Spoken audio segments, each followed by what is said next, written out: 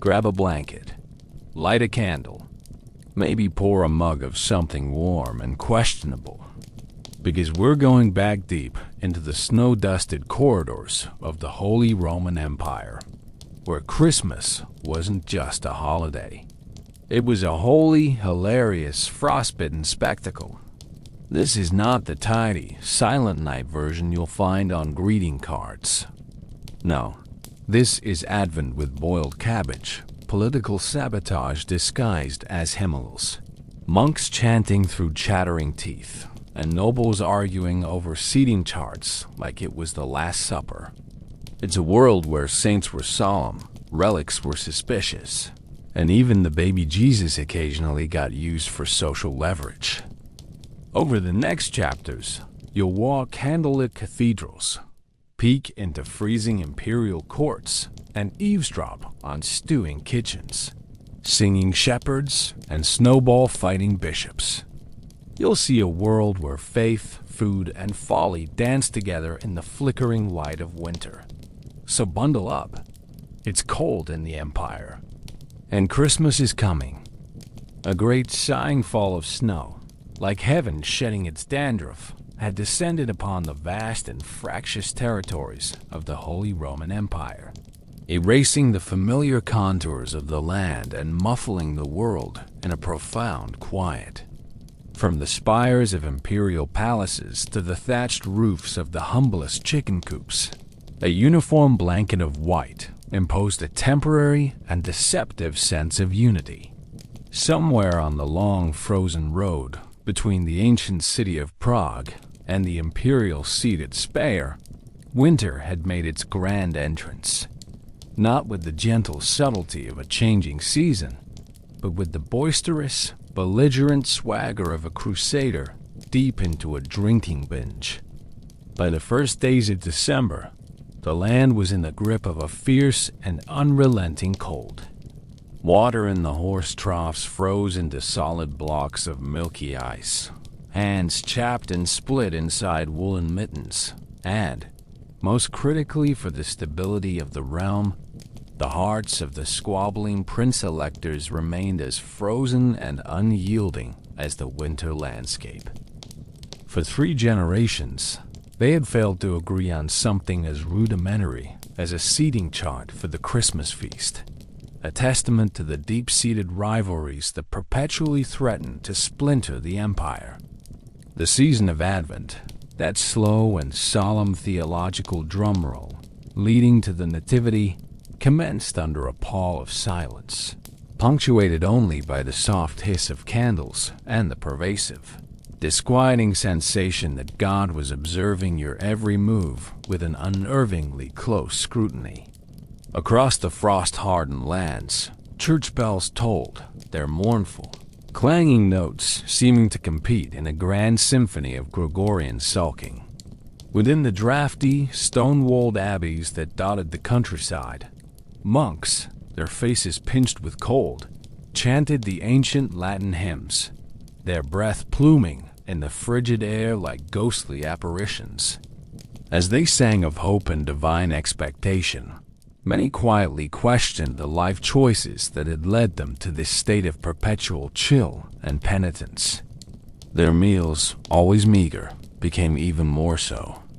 The customary pottage, a thick, glutinous soup that often bore a striking resemblance to boiled cloth, grew thinner and more penitential. Fasting was not merely encouraged. It was mandatory. Joy, in this season of waiting, was a concept that remained strictly theoretical, a distant promise whispered in the liturgy, but seldom felt in the bones. In the castles of the nobility, the atmosphere was decidedly more dramatic, though no less fraught with its own peculiar forms of seasonal suffering. Count Otto of Swabia, a man whose piety was often as performative as it was sincere, had made a great show of announcing his intention to forswear wine for the duration of Advent. His solemn vow lasted a mere 2 days before he was discovered by a chambermaid, weeping softly into a silver chalice brimming with spiced Riesling, the fragrant steam mingling with his tears of remorse. His wife, the formidable Lady Hedwig, a woman whose sharp wit was as renowned as her husband's fleeting resolutions, declared that she too had made a significant sacrifice for the holy season. She had given up pretending to enjoy his dreadful poetry.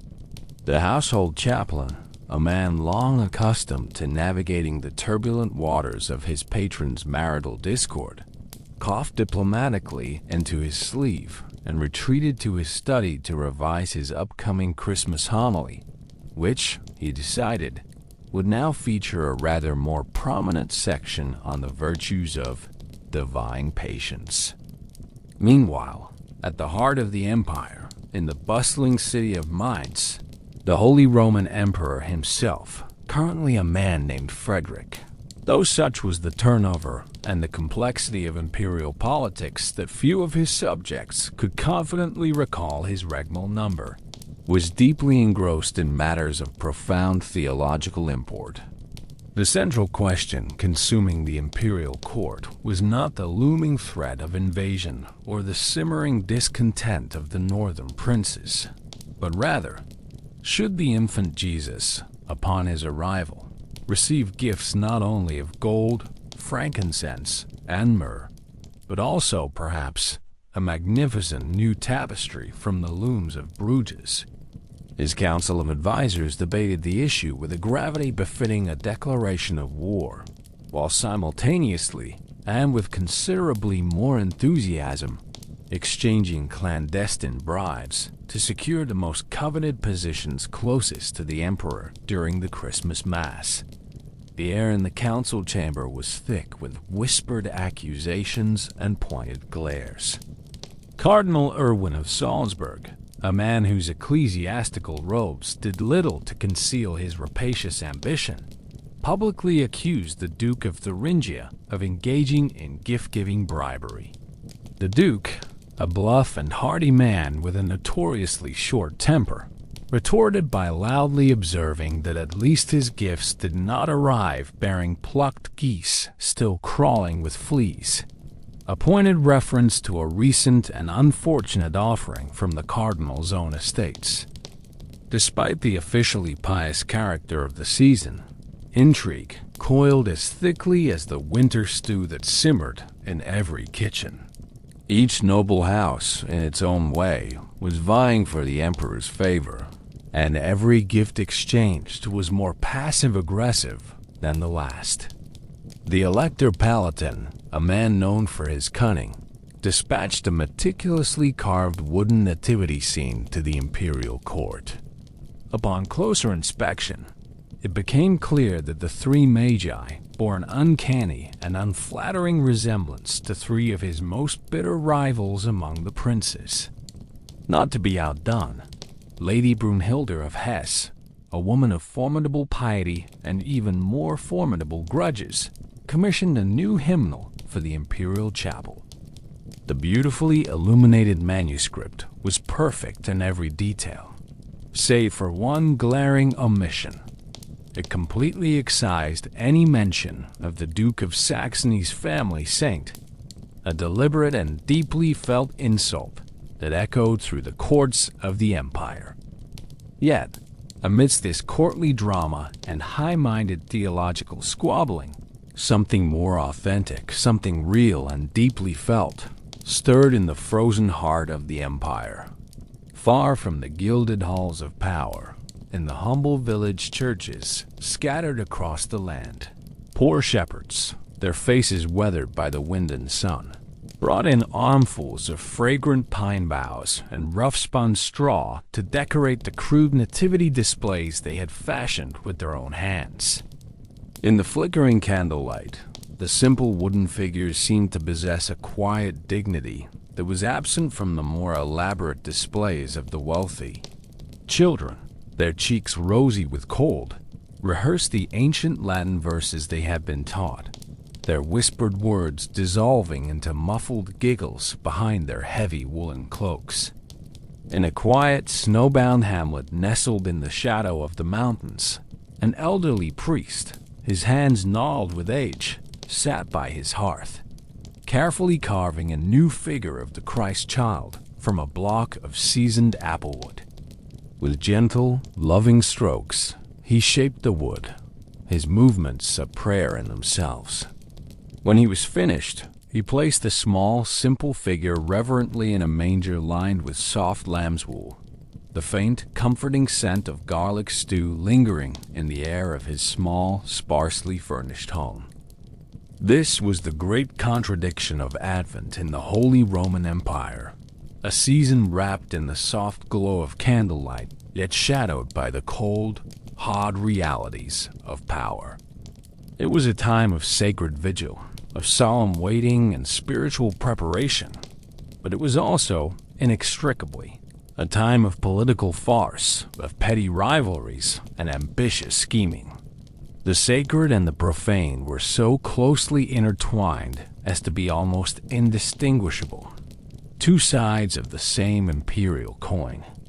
Yet, even in the most chaotic and self-serving corners of the realm, a single unbroken thread of genuine wonder managed to stitch its way through the tapestry of the season.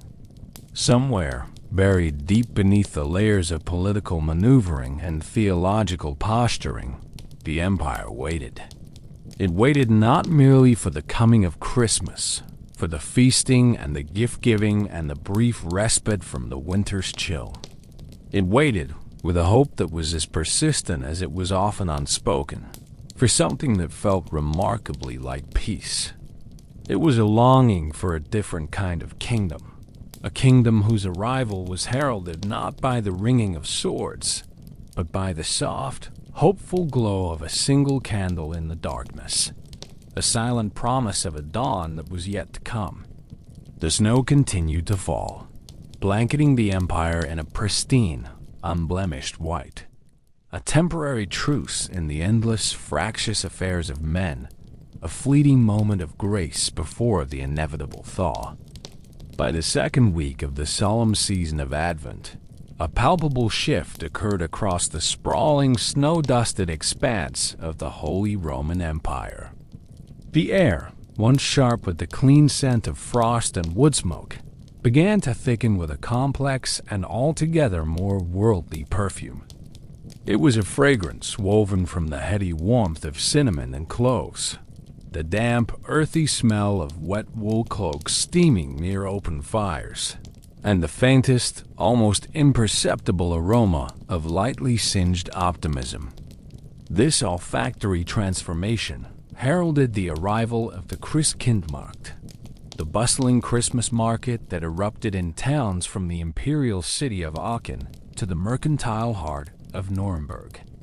It was a phenomenon that bloomed with the sudden chaotic energy of mushrooms after a rain, a vibrant, noisy, and utterly essential counterpoint to the pious quietude of the preceding weeks.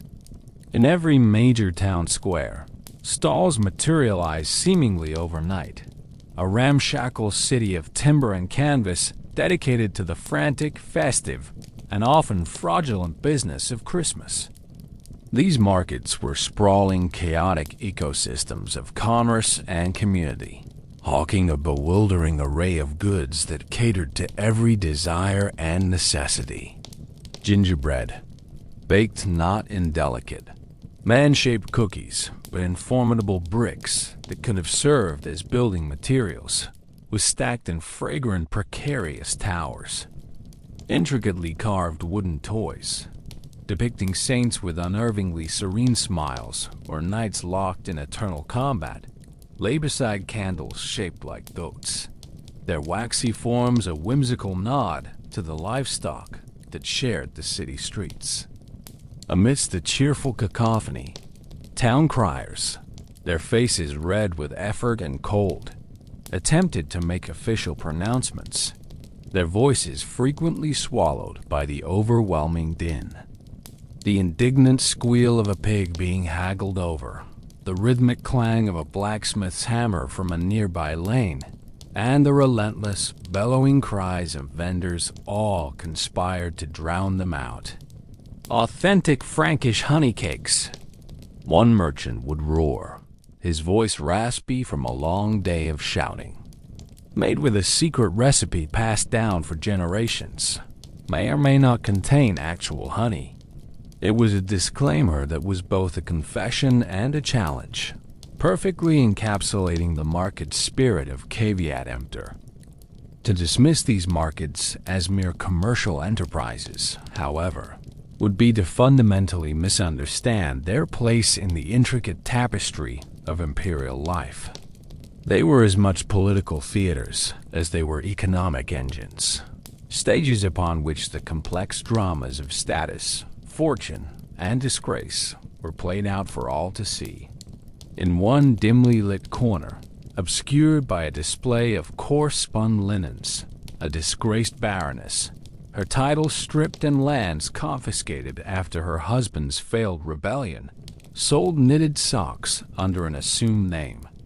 Her fine, aristocratic fingers, accustomed to embroidery and the delicate turning of illuminated pages, fumbled with the rough yarn, her downcast eyes avoiding the gazes of those who might recognize the ghost of her former glory. Not far away, a man who loudly proclaimed himself the bishop's cousin, an illegitimate relation, naturally, whose existence was both an open secret and a source of quiet leverage, ran a bustling booth offering blessed wine. The product, ladled from a large, suspiciously stained cask, was, by most accounts, neither particularly blessed nor entirely wine, yet it sold briskly to those eager for a taste of ecclesiastical connection, however diluted. The market was a microcosm of the rigid social hierarchy that defined the era, yet here, the lines occasionally blurred. Children, their faces sticky with candied fruit, tugged relentlessly on the sleeves of their mothers, their high-pitched pleas for roasted chestnuts or a wooden St. George creating a constant whining chorus. Their mothers, meanwhile, would pause before the spice merchant's stall, their expressions a mixture of careful calculation and profound longing. They would gaze at the small, precious mounds of cinnamon bark, nutmeg, and cloves, their minds racing to justify the expense. For a woman whose weekly budget was measured in pennies, the knowledge that a single pinch of clove could cost as much as a whole chicken lent the transaction the weight of a major financial decision. It was a moment of quiet domestic desire set against the boisterous backdrop of the public square. And everywhere, threading through this human drama, were the mice. Not the metaphorical mice of political intrigue, but real, honest-to-God rodents, their sleek, gray bodies darting through the straw-strewn ground. They were an undeniable, ever-present feature of market life, waging a silent, relentless war on unattended barley cakes and feasting on the crumbs that fell from the tables of the wealthy. Every merchant had a mouse story, a personal anecdote that was part of the shared folklore of the market.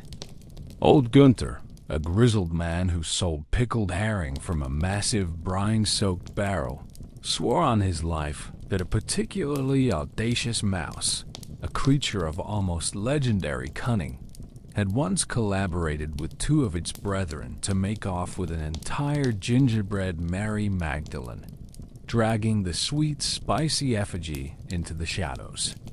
Others spoke in hushed tones of a mythical white mouse, a ghostly creature that was said to appear only on the eve of St. Nicholas's Day.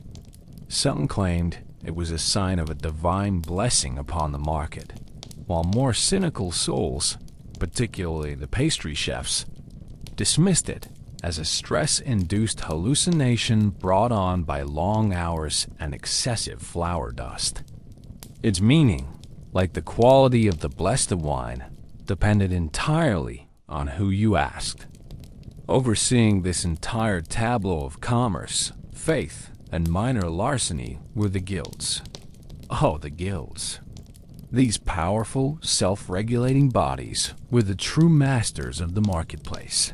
their influence extending into every transaction, their rules as labyrinthine and unyielding as canon law. No one could so much as move a single sausage without first obtaining 3 separate permissions, a stamped certificate, and a seal of authenticity from the august and deeply bureaucratic Butchers' Brotherhood of Lower Franconia. The Bakers' Guild, a notoriously militant organization, patrolled the market aisles like hawks, their eyes peeled for any sign of unlicensed baked goods. They were known to confiscate any stolen found to be wanting, claiming a divinely inspired and legally patented ratio of raisins to dough that no amateur could possibly replicate. Meanwhile, the Candlelights Guild, locked in a bitter trade dispute, had declared a moral war on all imported beeswax, particularly from the Italian states, citing its moral impurity from Lombard sources.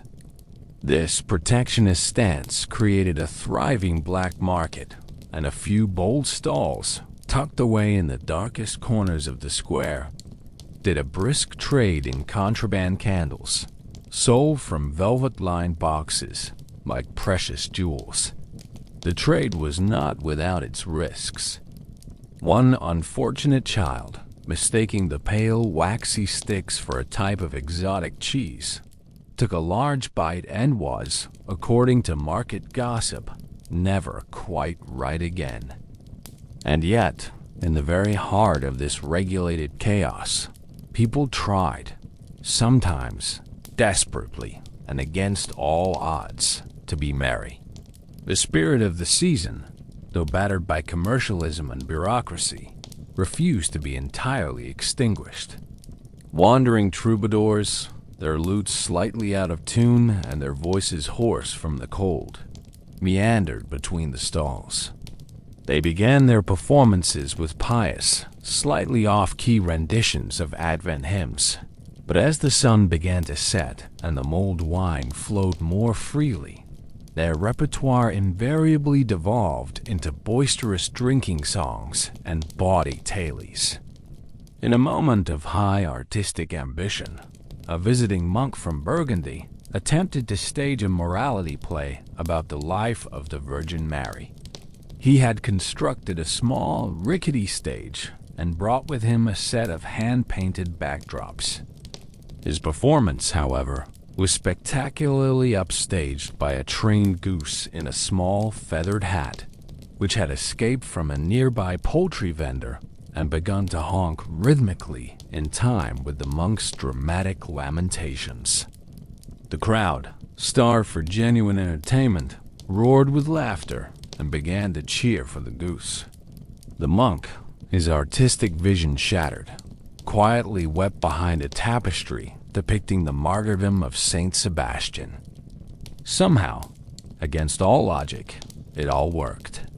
The market, with all its noise, its simmering rivalries, its inherent contradictions, and the mysterious disappearance of half a barrel of mead from the brewer's guild stall, possessed a strange and undeniable magic. It was a magic found not in the grand gestures, but in the small, fleeting moments of connection. Strangers, huddled together for warmth around a brazier, shared roasted apples, the sweet, caramelized scent a temporary truce in a world of strangers. A beggar, shivering in his rags near the church steps, was startled to feel the heavy warmth of a fine woolen cloak being draped over his shoulders by a silent, heavily veiled noblewoman who disappeared into the crowd before he could offer his thanks. For one breathtaking moment, the choir boys from the nearby cathedral of St. Kilian's, practicing for the midnight mass, launched into a carol, and their voices, pure and clear, soared above the market's din. A single perfect note of harmony hung in the frozen air, and for a heartbeat, the entire market paused. The haggling stopped, the shouting ceased, and a profound shared silence fell over the square.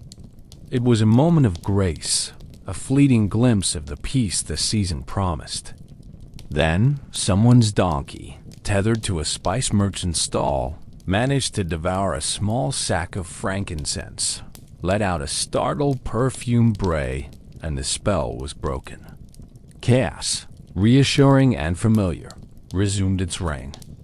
If the solemn season of Advent in the vast and snow-dusted territories of the Holy Roman Empire was an affair of cold, quiet contemplation in the countryside, it was a spectacle of an entirely different nature at court. Here, in the glittering, overheated heart of imperial power, the season was anything but contemplative. By the middle of December, the great stone palaces, temporary homes to the ever-itinerant emperor, had swelled to a point of structural and social saturation. They were engorged with a teeming mass of guests, positively vibrating with the ceaseless hum of gossip, and so densely layered with expensive fabrics, velvet, damask, silk, and every variety of fur from humble rabbit to priceless ermine, that no one of significant rank could hope to sit down or stand up without the coordinated assistance of a team of squires and ladies-in-waiting. Courtiers, like migratory birds of prey sensing a feast, arrived in a relentless, dazzling drove, trailing flurries of snow into the great halls, their heralds bellowing a litany of titles that grew more elaborate with each league traveled, and their attendants hauling chests filled with not only fine clothes, but also a heavy, invisible cargo of political baggage. Every arrival was a meticulously choreographed performance, a grand entrance designed to project an aura of unshakable power and effortless grace. And every single entrance, beneath its thin veneer of festive cheer and courtly deference, was an unofficial, unspoken, but universally understood declaration of war. In one particularly drafty but strategically vital castle, perched on a hill overlooking the Danube near Regensburg, the emperor's court had established its winter residence and was preparing for the Christmas festivities.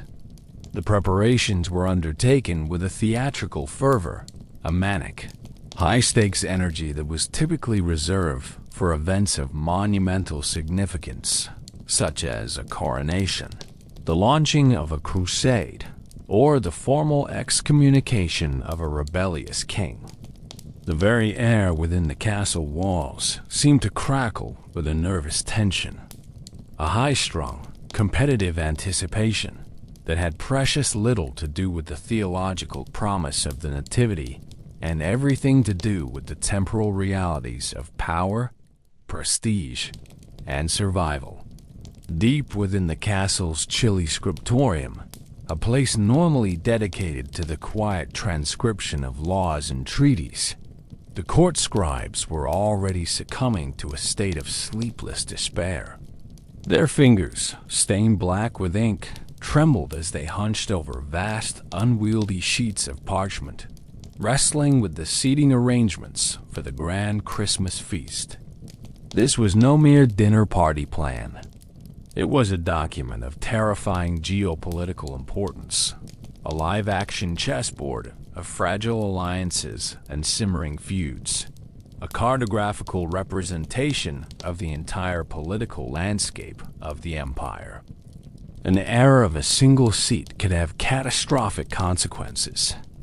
To place the notoriously proud and intellectually insecure Margrave of Meissen too close to the insufferably witty and urbane Duke of Bohemia would be to actively invite another impromptu poetry duel, a public humiliation from which the Margrave would not soon recover. The Duke of Bohemia, whose court was filled with poets and scholars, always emerged victorious from these contests, his rhyme sharp, his meter perfect, his insults veiled in such elegant language that the Margrave was left sputtering into his wine, his honor in tatters and his desire for bloody vengeance rekindled for another year. The scribes knew that a misplaced name could be the spark that ignited a border war, and they worked with the grim focus of men defusing a bomb. But the simmering tensions of the court were not confined to matters of poetic rivalry and diplomatic precedence.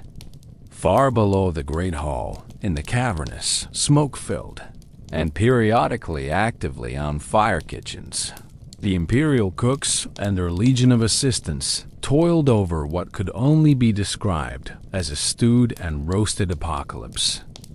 This was the culinary engine room of the court, a subterranean world of roaring fires, intense, suffocating heat, and a cacophony of frantic, organized chaos. Great iron cauldrons, each large enough to comfortably bathe a small horse, bubbled and hissed with concoctions that had, in a previous and more virtuous existence, been vegetables. Entire cartloads of carrots, parsnips, and turnips were being boiled into a state of savory, pulpy oblivion, their individual identities lost in a collective, bubbling mass.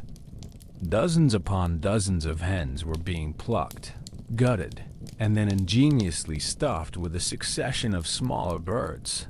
A tiny spiced quail inside a plump pigeon, which was then forced inside a fattened chicken. The entire assembly then shoved into the cavity of a goose, creating a grotesque, foul-based matryoshka doll, a culinary monstrosity that was the pinnacle of conspicuous consumption. In at least 3 separate, enormous pots, different varieties of cabbage, from the pale green heads of the common variety to the deep purple of the prized red, were being boiled to death in gallons of sour wine, a process designed to transform the humble peasant staple into something palatable to aristocratic tastes, while simultaneously filling the lower levels of the castle with a uniquely pungent and deeply regrettable aroma. Presiding over this culinary maelstrom with the absolute authority of a warlord was Frau Ilse, the head cook. She was a woman of formidable size and even more formidable temperament, who ran her kitchen less like a place of food preparation and more like a military campaign headquarters on the eve of a decisive battle. She bellowed orders with the spiritual intensity and unwavering conviction of a Cistercian preacher, denouncing the sins of the flesh, her powerful voice cutting effortlessly through the clang of copper pots, the sizzle of roasting meat, and the frantic chopping of 100 knives. Her reputation was the stuff of legend throughout the empire.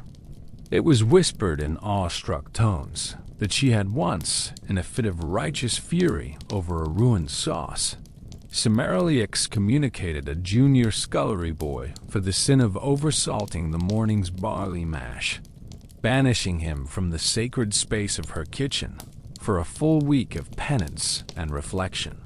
Her army of assistants, from the master bakers crafting sugar-spun castles to the lowly turnspits whose sole job was to rotate the roasting carcasses over the open flames, both feared her wrath and adored her genius in equal measure. They would, without a moment's hesitation, follow her into any culinary battle blindfolded, trusting implicitly in her palate, her timing, and her terrifying temper.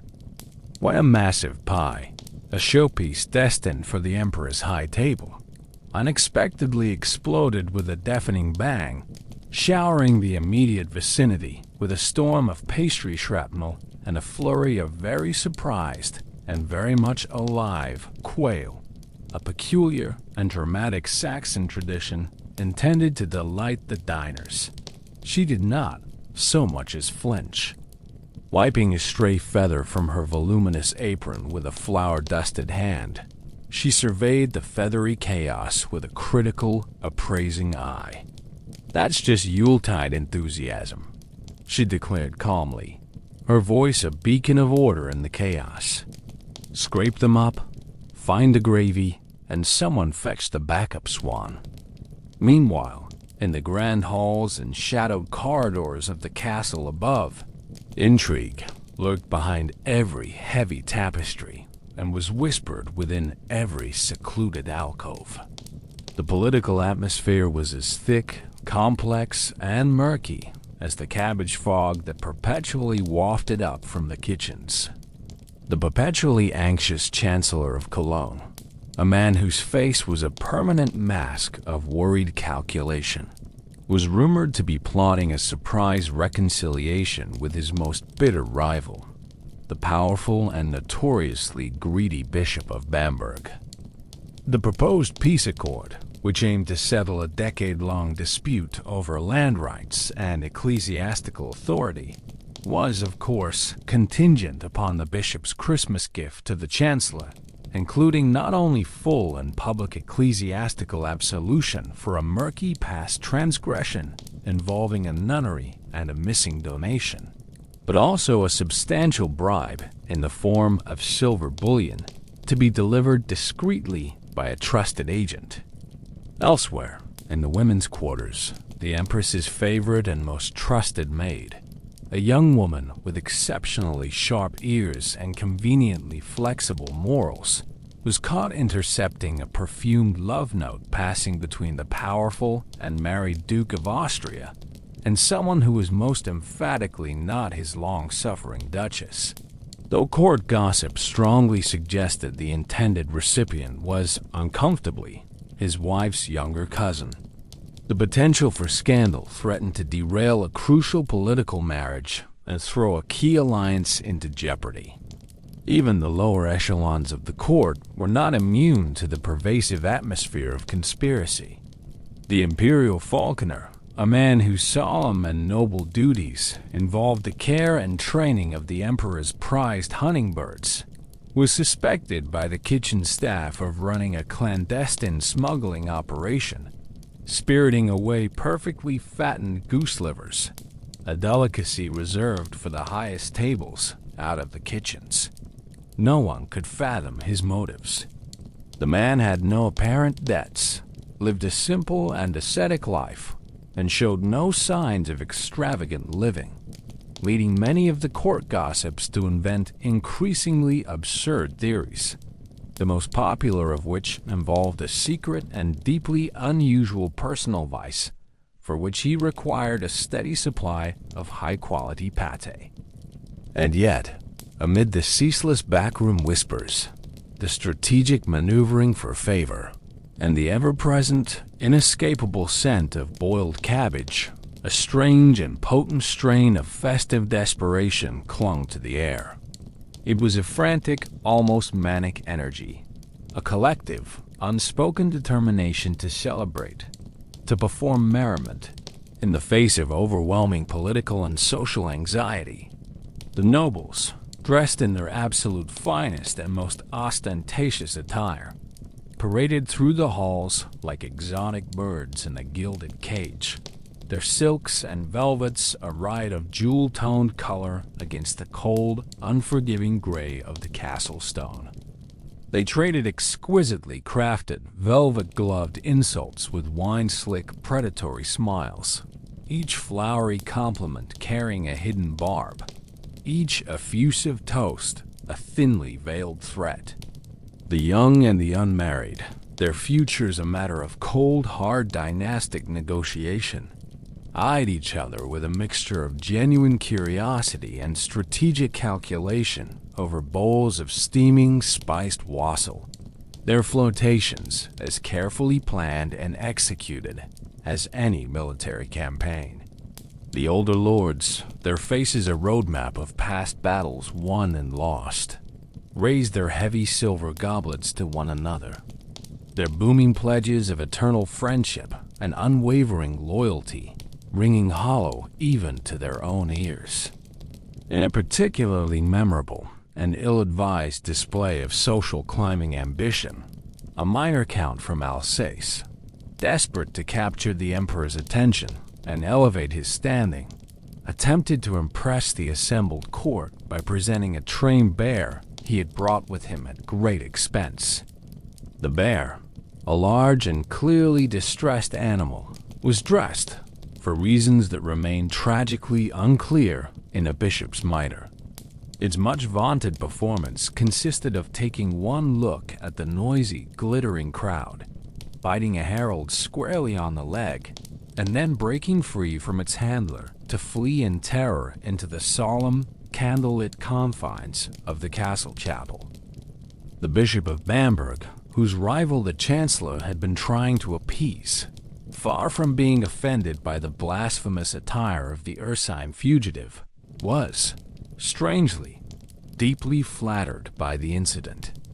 He chose to interpret it as a clear sign of his own fearsome and growing influence, a reputation so potent that it was now recognized even among the animal kingdom.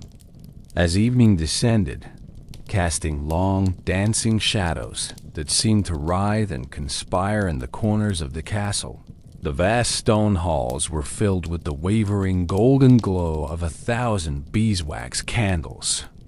The soft, flickering light created an illusion of warmth and intimacy, a deceptive and temporary truce that the day's events had thoroughly belied. In the great hall, the Imperial choir, a group of boys with angelic faces and ruthlessly trained voices, began their evening rehearsals.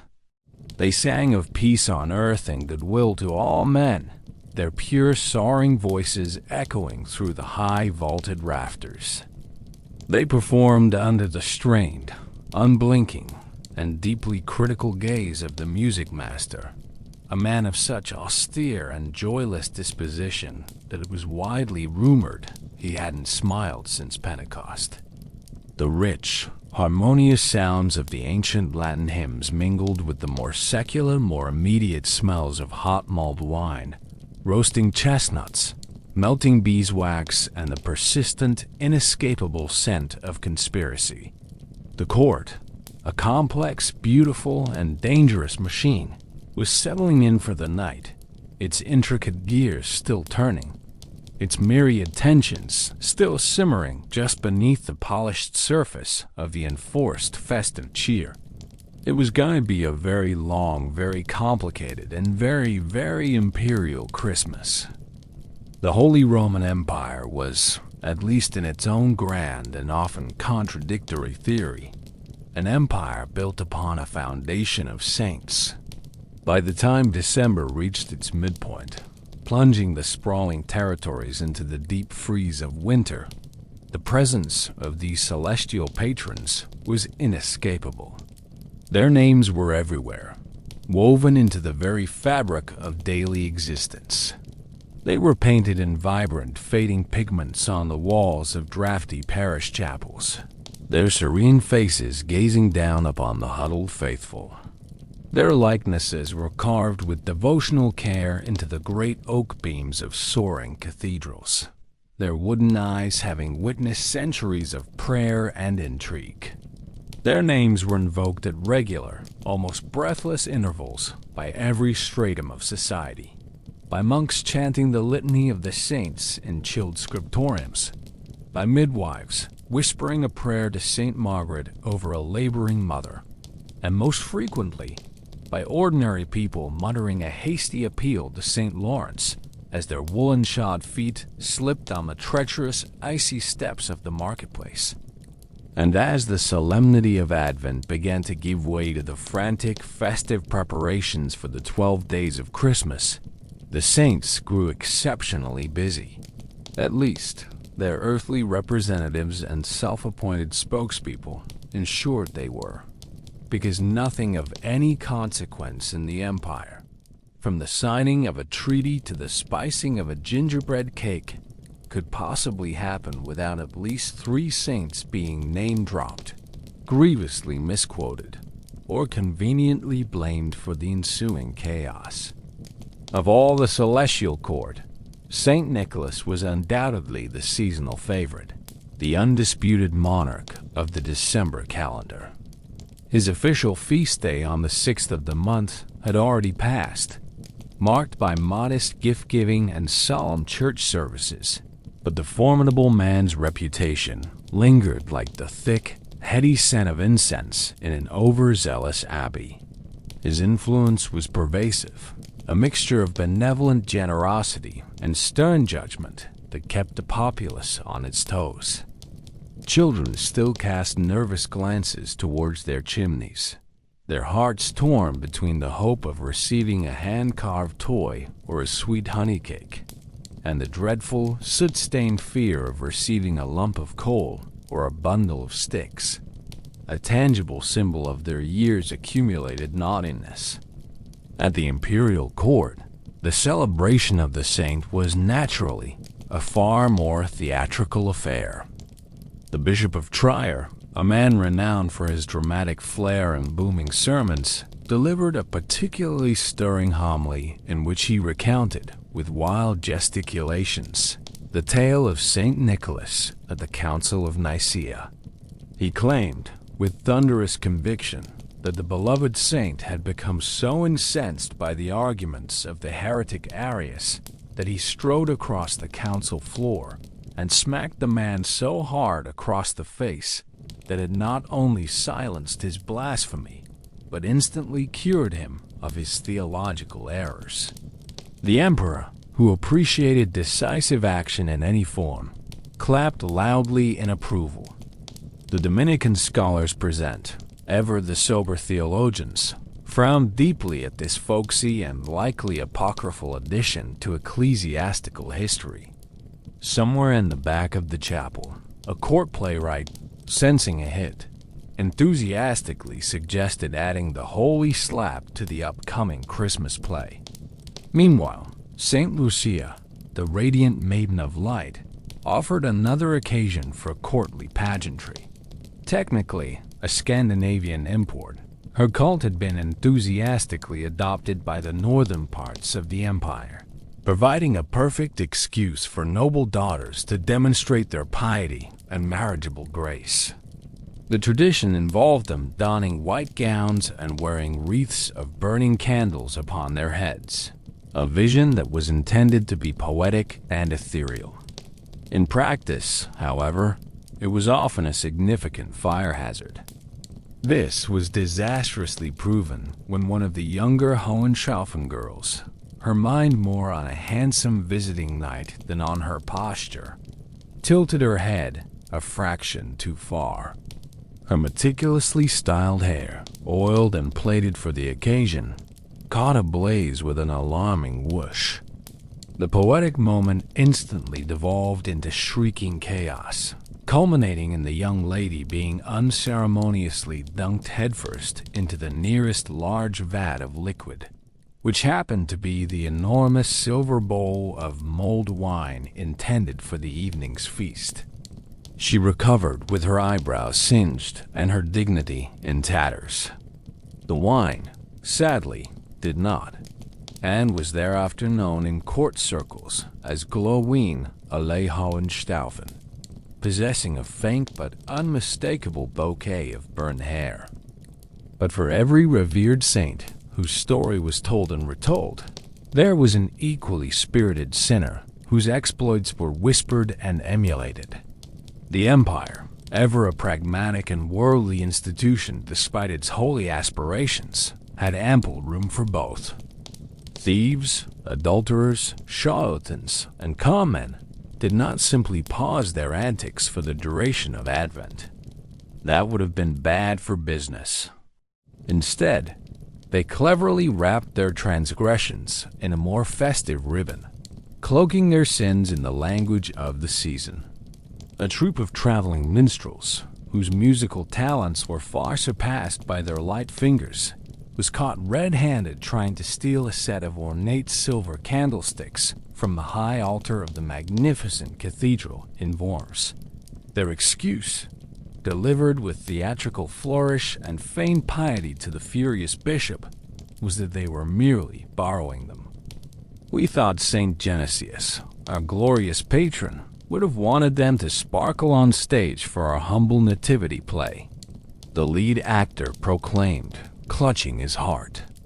The bishop, a man not known for his appreciation of improvisational theater, disagreed, strongly and very, very publicly, from the pulpit the following Sunday. And then there were the snowball fights. These were the great, unofficial, and irrepressible tradition of the Holy Roman winter. Despite the official atmosphere of religious solemnity and the very real discomforts of the cold, the sight of a fresh, untouched blanket of snow was an irresistible temptation to young people and emotionally repressed adults alike. It was a catalyst for chaos, a temporary suspension of the rigid social order. At the ancient and venerable monastery in Fulda, a group of novice monks, driven to desperation by endless hours of chant and a diet of thin soup, staged a highly unauthorized and meticulously planned snowball ambush on their abbot. They lay in wait behind stone buttresses, and upon his emergence for morning prayers, unleashed a furious barrage. Their victory was short-lived. Their punishment was swift and spiritually tailored. 3 extra hours of psalm recitation in the unheated chapel, and a lengthy, soul-crushingly dull lecture on the deep spiritual significance of frost as a metaphor for divine purification. In the Imperial courtyard, the secular world mirrored the monastic. A dozen high-spirited pages, joined by one very enthusiastic and recently widowed knight's lady who had clearly decided mourning was over, launched an all-out snowy siege on the main guard tower. The guards, initially amused, soon grew weary of the relentless assault. They retaliated by appearing on the battlements and waving buckets of boiling water menacingly, a threat that was thankfully not carried out but which effectively ended the hostilities. The Empress, watching the entire spectacle from her frosted window high above, calmly placed bets with her ladies-in-waiting on which of the pages would be the first to surrender. But even the most innocent and joyful fun can have dire consequences in a world governed by a fragile and easily offended hierarchy. During the siege on the guard tower, a well-meaning but terribly inaccurate courtier's son, aiming for a particularly boastful page, launched a large, wet, and exceptionally slushy projectile. It sailed through the air in a graceful arc and landed with a sickening splat directly in the face of the visiting Archbishop of Mainz, who had chosen that exact moment to cross the courtyard. For a long, terrifying moment, time itself seemed to freeze, much like the Archbishop's magnificent, dripping beard. A silence deeper than the surrounding snow fell over the courtyard. The Archbishop, a man of immense power and infinitesimal patience, slowly wiped a lump of slush from his august nose, his eyes promising ecclesiastical retribution of the highest order. The boy was identified and dragged before him, and then to confession, so fast that his heels left a visible trench in the snow. His penance was a masterpiece of psychological torment. It included polishing every single wooden pew in the vast Imperial chapel with a small cloth and his own tears, and then, in the empty, echoing space, singing the Magnificat solo, twice, off-key, as his voice was cracking with pure terror. Still, despite the risks, laughter echoed across the icy fields and stone courtyards of the Empire. It was a sound as much a part of the season as the tolling of church bells. Even buried under layers of damp wool, suffocating hierarchy, and pervasive theological anxiety, the people of the Empire knew how to find joy. It was a brief, fleeting, hilarious joy, the kind that erupted unexpectedly and vanished just as quickly. It was the joy that got under your fingernails like melted snow, a stubborn, chilling warmth that refused to leave and served as a vital reminder of why anyone endured the relentless chaos, the political maneuvering, and the sheer, exhausting effort of a medieval Christmas. It was the human spirit's small, defiant rebellion against the solemnity and the cold. And far above the messy, beautiful human chaos, in the shadowed niches of the cathedrals and the high naves of the chapels, the stone and wooden saints gazed down. They watched the flaming wreaths, the thieving minstrels, the furious bishops, and the shrieking snowball fighters with frozen, beatific judgment. Their carved faces, fixed for eternity, held a myriad of expressions. St. Peter looked stern and disapproving. The Virgin Mary offered a glance of gentle, sorrowful pity. But most of them, if one looked closely enough, from just the right angle in the flickering candlelight, looked distinctly, unmistakably, and eternally amused. In the grand and often baffling tapestry of the Holy Roman Empire, theory and practice were two threads that seldom ran parallel. In theory, the solemn season of Advent, which deepened with the December cold, was a time of fasting. It was meant to be a period of quiet spiritual reflection, of pious restraint, a gradual and deliberate purifying of the soul in devout preparation for the miraculous birth of Christ. But this was the same empire that managed, with a straight and unblinking face, to claim direct, uninterrupted descent from both the Caesars of ancient Rome and the Frankish might of Charlemagne in the very same sentence. Consequently, the concept of restraint had always been a remarkably flexible, almost fluid idea, subject to interpretation, convenience, and appetite. This flexibility became particularly pronounced when the castle kitchens began to exude the intoxicating perfume of spiced pears poaching in wine, when the rivers yielded a bounty of fat, silvery trout, and when the memory of the last great feast had faded just enough to make one's stomach rumble with renewed ambition. Thus began the unofficial, entirely ecclesiastically frowned upon, yet universally observed tradition of the pre-feast feast. It was a culinary rehearsal dinner for the main event of Christmas, a grand and glorious meal that no one dared to officially label a feast, lest a bishop overhear and assign penance, but to which everyone showed up wearing their most forgiving tunics and their good, expandable belts. It was a collective, unspoken conspiracy of indulgence, a gastronomic loophole justified by a dozen flimsy pretexts. Perhaps it was to honor a local saint whose feast day fell conveniently nearby. Perhaps it was to test the ovens and the new season's wine before the truly important guests arrived. Or perhaps, most honestly, it was because winter was long, the nights were dark, and the collective will of a hungry, anxious populace was a force far more powerful than the stern injunctions of a distant churchman. This meal was the empire in microcosm, pretending to be one thing while enthusiastically being another.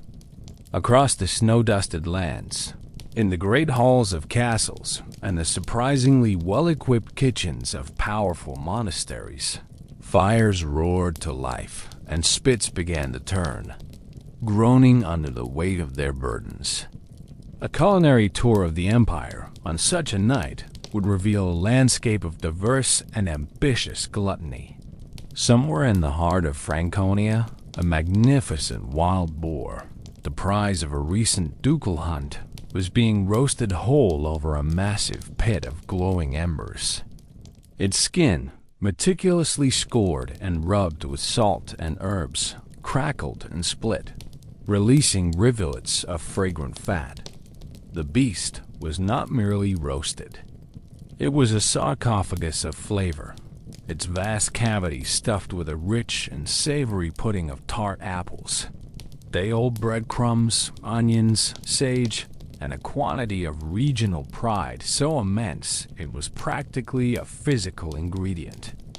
In a Swabian knight's hall, a less glamorous but no less serious operation was underway. Here, a formidable iron vat, large enough to boil a miscreant, bubbled with a concoction known as festlichkraut. On paper, it was mostly cabbage, slow braised with peppercorns and juniper berries.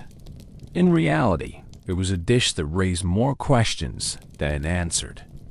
No one was entirely sure of its origins, its exact contents, or why it induced a profound sense of philosophical melancholy in those who consumed it, yet it was a non-negotiable part of their tradition.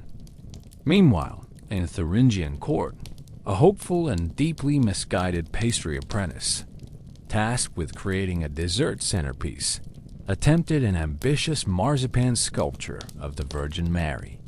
Hours of painstaking work, however, resulted in an accidental creation that looked less like the serene Mother of God and more like a shockingly accurate and rather unsettling depiction of St. Lawrence after his unfortunate and fatal encounter with a gridiron. The pastry was served anyway, with a silent prayer that the court chaplain wouldn't notice the resemblance. Still, despite the occasional culinary disaster, it all smelled utterly, magnificently divine. The mingled aromas of roasting meat, simmering spices, baking bread, and mulled wine drifted from the kitchens, rolling through the stone corridors and winding their way up to the rafters, a fragrant incense offered up to the god of appetite. The Imperial kitchen in Mainz, the nerve center of the emperor's household, was already several distinct kinds of madness. Frau Ilse, her face flushed from the heat of a dozen fires, reigned supreme over her chaotic domain. She wielded a long-handled ladle in one hand and a formidable rolling pin in the other, alternating between tasting a sauce and threatening a loaf of stubborn dough into submission. She was in the process of perfecting an experimental plum sauce, a condiment of such profound richness and complexity that it was, in her words, as thick and as dark as a bishop's conscience. Across the vast, table-strewn kitchen, a long-suffering sous chef, a sensitive man from the Rhineland, was discovered weeping softly over the wreckage of a collapsed custard tart. The delicate pastry shell had given way, releasing a golden, wobbly deluge across the baking stone. This was supposed to be a symbolic meal. He wailed, his voice thick with despair. A symbol of hope and perfection. What does it symbolize now? Frau Ilse, without missing a beat in her vigorous stirring, glanced over at the mess. Despair, she answered, her tone matter-of-fact, which is also a valid human emotion. Perfect. Serve it with the dark rye bread and call it a deconstructed pudding. Of course, some households, particularly those of a more clerical bent, made a valiant effort to stay pious, to resist the siren song of premature feasting. In a Cistercian abbey nestled in a remote, snow-filled valley, the monks prepared their pre-Christmas meal in the profound, unnerving silence mandated by their order. All communication was conducted through an elaborate and ancient system of hand signals, furtive gestures, and intensely judgmental stares. The resulting stew, a pale, watery gruel of boiled leeks and barley, was both spiritually humble and, from a culinary standpoint, completely inedible. The abbot, ladling the grim broth into his bowl with a look of beatific satisfaction, claimed this was an essential part of the lesson. The blandness of the food, he signaled, was meant to purify the palate and chasten the spirit, to remind them that man does not live by bread alone. Several of the younger novices, however, appeared to have missed the finer points of this lesson and were later seen by the monastery's aged gardener, gnawing on emergency crusts of hard bread they had smuggled from the almonry, their furtive chewing a silent, crumb-filled rebellion behind the chapel. And then, as the food was served and the initial, ferocious wave of hunger began to subside, came the toasts. The Holy Roman Empire had never needed a valid excuse to raise a goblet, but this particular time of year practically demanded it as a sacred duty. The act of toasting was a performance, a ritual that reinforced the social order and allowed for the public expression of loyalty, ambition, and carefully veiled contempt. The great lords, standing tall in their furs and velvets, toasted their illustrious ancestors, especially the ones rumored to have been canonized or to have wrestled bears with their bare hands. The ladies, their headdresses glittering in the candlelight, raised their delicate glasses to the Virgin Mary, and then, more discreetly, to the mulled wine that made the lengthy speeches of their husbands bearable. The lower nobility, seated further down the long tables, toasted each other loudly, enthusiastically, inaccurately, and in increasingly garbled and confident form of Latin. A particularly ambitious baron from the northern territories, his face ruddy with wine and aspiration, attempted to toast all three of the Magi by name, a feat of memory intended to impress his peers with his learning. He began strongly with Caspar and Melchior, but faltered on the third, confusing Balthazar with Beelzebub, and in his subsequent flustered attempt to correct himself, he gestured so wildly with his wine cup that he accidentally cursed a nearby roasted duck, which was then regarded with deep suspicion for the remainder of the meal. The brief, precious intervals between the endless courses of food and the equally endless toasts were filled with a cacophony of entertainment. Minstrels, some of whom were tuneful and sober, played wistful ballads of chivalry and unrequited love. Others, less tuneful and far from sober, belted out bawdy songs that made the ladies blush and the squire snicker. Jugglers, their hands slick with grease from a stolen piece of pork, dropped flaming torches with alarming frequency, sending sparks flying into the rushes on the floor. In a moment of high drama, someone's prized hunting falcon, meant to be sitting placidly on its master's glove, evidently decided it had had enough of the music, broke free from its jesses, and crash-landed directly in the center of the enormous fig pudding. The chaos was compounded by the presence of a visiting Hungarian envoy, a stoic and dignified man who, unfamiliar with the more esoteric elements of German cuisine, mistook a platter of glistening, jellied pickled eel for a sweet dessert. His polite, silent, and heroic struggle to swallow the horrifying mouthful without causing a diplomatic incident was a masterclass in controlled suffering, and he has not spoken of the incident, or indeed of eel, since. By the end of the long night, as the final plates were cleared away and the servants began the monumental task of sweeping up the debris of the celebration, a warm, sleepy haze had settled over the halls. Belts, both literal and metaphorical, had been loosened. Candles guttered in their sconces, their flames drowning in pools of melted wax, casting long, dancing shadows on the tapestried walls.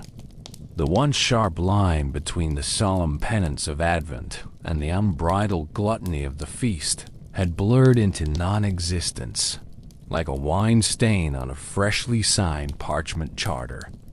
Christmas, with its profound message of hope and salvation, hadn't even officially arrived yet. But the Empire, in its own inimitable, chaotic, and profoundly human way, was already full. It was full of food, of wine, of song, of folly, of half-baked ambitions and poorly executed desserts. And it was full of the overwhelming, unstoppable, and deeply comforting sense that this holy season, however it was meant to be observed, was going to be utterly, magnificently, and unforgettably itself. The sun, a reluctant and long-absent monarch, finally rose on Christmas morning, ascending late and sulky over the vast, sleeping expanse of the Holy Roman Empire. It threw a pale, watery gold halo over the snow-blanketed roofs of parish chapels and the formidable stone shoulders of castle towers. as if attempting a grand last-minute apology for having neglected its imperial duties for the better part of December. For a few precious moments, a profound stillness held the world in its grip, a quiet so deep it felt like the earth itself was holding its breath. Everything was still, silent, pristine until, with a sudden bronze-throated clang, it wasn't. The great bells of the nearest cathedral began to toll, a resonant, bone-shaking sound that rolled across the frosty landscape. And one by one, from village to village, abbey to abbey, other bells answered. The air itself began to vibrate with the joyous, insistent clamor, shaking sleepy birds from the frosted branches of ancient trees and, more reluctantly, shaking the nobility of the empire from the deep, fur-lined comfort of their bedchambers. It was time for Mass, and this was not just any Mass. The memory of midnight Mass, a service of shadows, candlelight, and hushed awe, still echoed in everyone's bones, a spiritual overture to the main event. But now came the grand performance. Christmas Day Mass, the ultimate imperial spectacle, an event of such political and social gravity that it could make or break reputations, solidify alliances, and, on occasion, result in actual broken kneecaps if the perennially contentious seating disputes escalated beyond icy glares. To orchestrate such an event was to stage a logistical nightmare and dress it in the ethereal beauty of candlelight and chant. Within the cavernous interior of the great cathedral, everything had been prepared with an obsessive, near-maniacal care that bordered on a spiritual discipline in itself. Thousands of beeswax candles, each one representing a prayer or a donation, lined every conceivable cornice and altar. Their collective glow, a valiant but ultimately doomed assault against the cathedral's congenital gloom. Enormous gold-threaded banners, bearing the crests of the emperor and the patron saints of the city, fluttered faintly in the imperceptible, bone-chilling drafts that seeped through the very stones. The air was thick with a heady, intoxicating perfume, a rich blend of freshly cut pine boughs and liturgical incense, so dense you could practically lose a small cleric in its swirling, aromatic fog. The choir boys, their faces pale and their eyes blurry from a combination of exhausted reverence and a sugar-induced hangover from the choir gifts of candied fruits they had consumed with reckless abandon, lined up in a state of precise, well-rehearsed misery.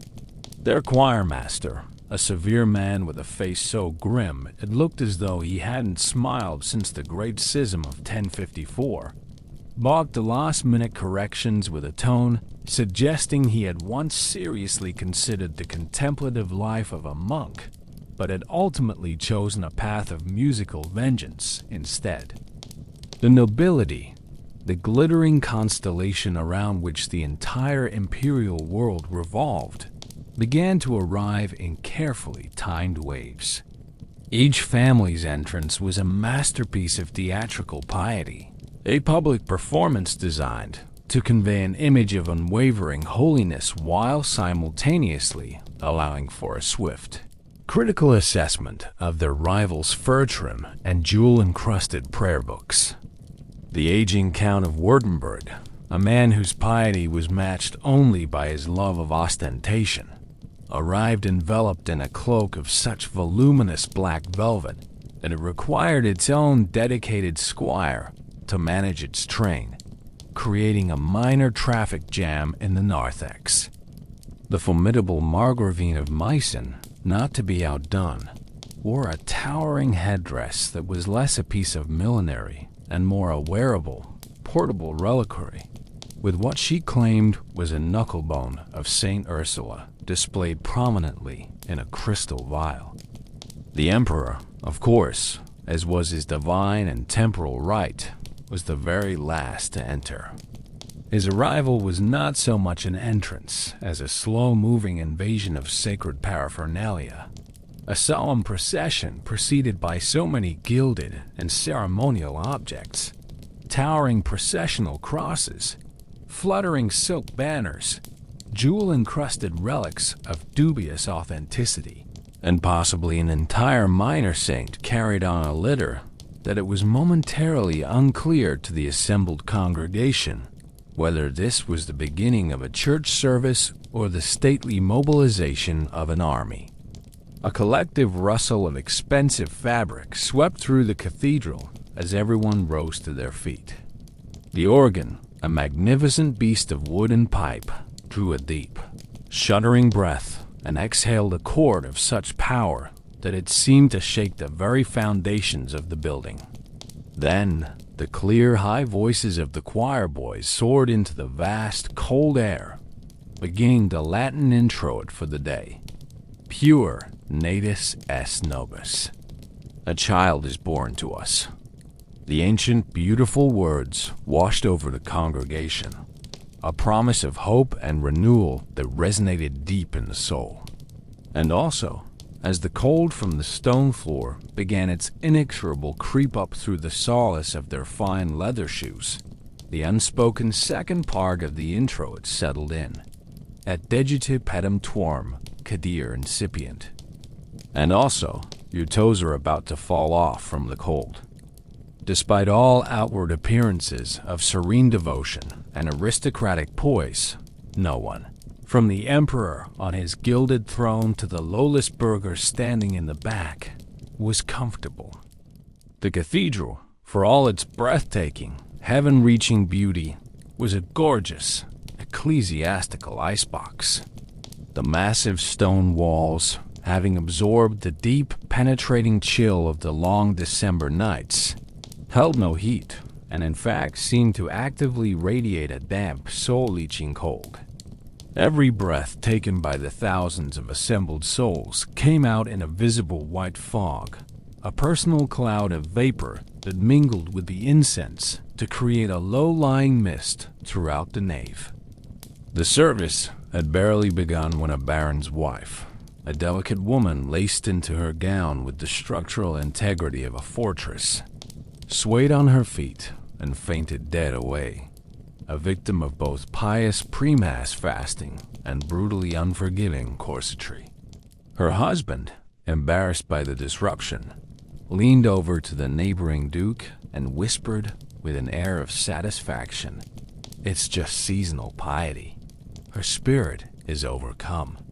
A door-faced monk standing nearby, who clearly had no sense of humor or courtly discretion, hissed back in a stage whisper that carried for several pews, "No, it's hypothermia.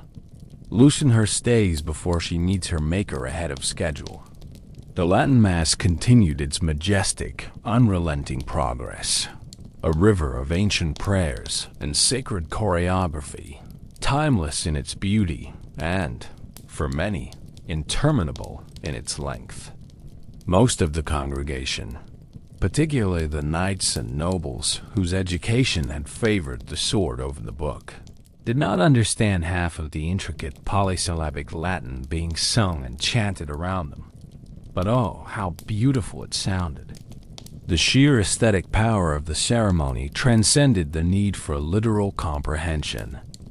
It was a sensory immersion in the divine, especially when the organ thundered like a tangible manifestation of divine judgment, and the choir, their initial misery forgotten in the heat of performance, reached improbable, slightly shrill, yet utterly thrilling heights in the soaring exultation of the Gloria in Excelsis Deo.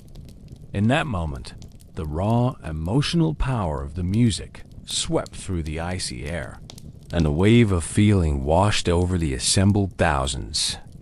Half the congregation, moved by a force they couldn't name, openly wept, tears freezing on their cheeks.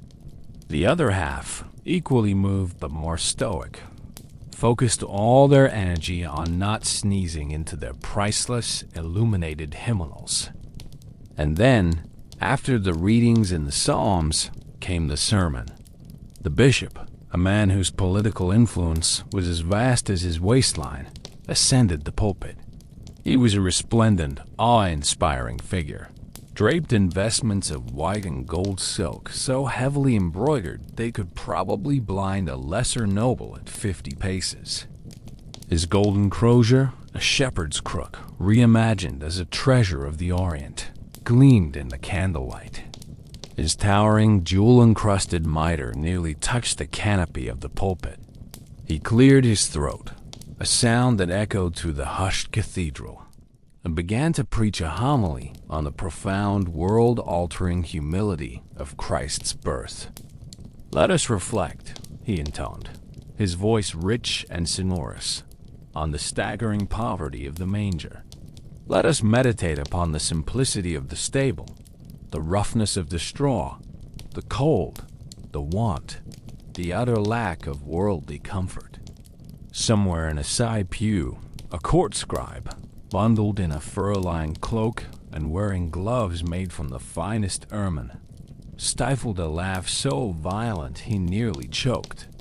The sheer, unadulterated irony was a force of nature all its own.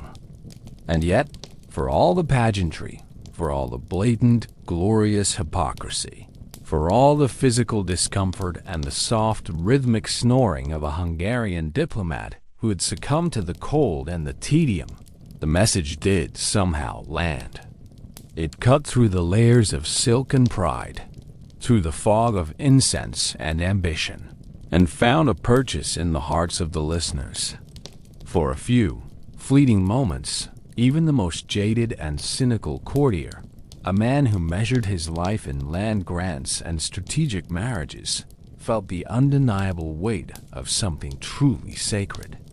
The grand, complex, and often violent story of their world, with its emperors and popes, its wars and alliances, suddenly seemed small and insignificant. This was a different kind of power, a different kind of kingdom. In the back of the cathedral, a small child, perched on his father's shoulders to get a better view, turned and whispered in a voice filled with genuine, unadulterated astonishment. "He came as a baby?" He asked it as if that were the wildest, most unexpected, most reality-bending plot twist in any story ever told.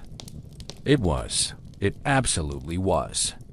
And as the final, triumphant amen rang out, its echoes mingling with a stifled sneeze from the back and the sharp clatter of a dropped candle, the great mass ended. The spell was broken. A collective sigh of relief, piety, and sheer physical release swept through the crowd.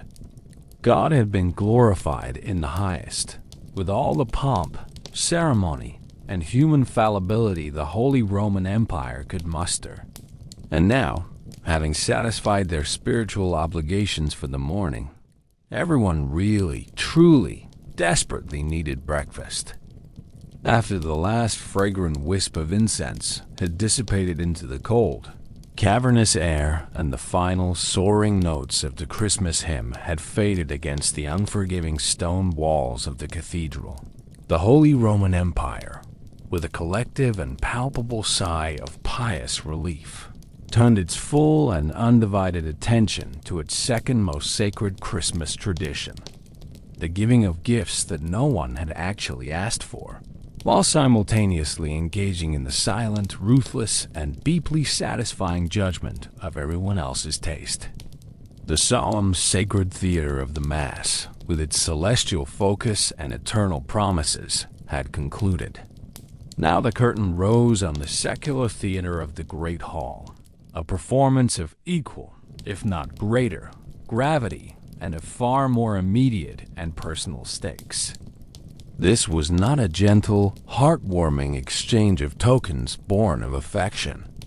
It was a battlefield of benevolence, a complex and perilous ritual where the currency was obligation, the language was symbolism, and the ultimate prize was the subtle, yet absolute, assertion of status. Gift-giving was a highly developed, almost lethally sophisticated art form at the Imperial court, a practice that existed at the complex intersection of diplomacy, blackmail, and delicate emotional hostage-taking. It was a language understood by all but spoken plainly by none. There were no charmingly clumsy toy soldiers or simple hobby horses to be found here, unless, of course, they were cast in solid silver, encrusted with strategically chosen jewels that corresponded to a rival's heraldic colors and carried a weight of political symbolism heavy enough to crush a small duchy. Instead, gifts came swaddled in expensive imported silk, dripping with layers of intricate symbolism that required a theologian's skill in exegesis to fully decipher, and were all too often laced with the subtle, lingering poison of a veiled insult. To receive a gift was to be handed a puzzle and a potential weapon. To give one was to make a calculated move in a grand game of chess that had been playing out for generations. The air in the great hall, now filled with the promising smells of the impending feast, was also thick with exquisitely feigned delight, sharp-eyed appraisal, and the silent, frantic calculations of worth, meaning, and intent.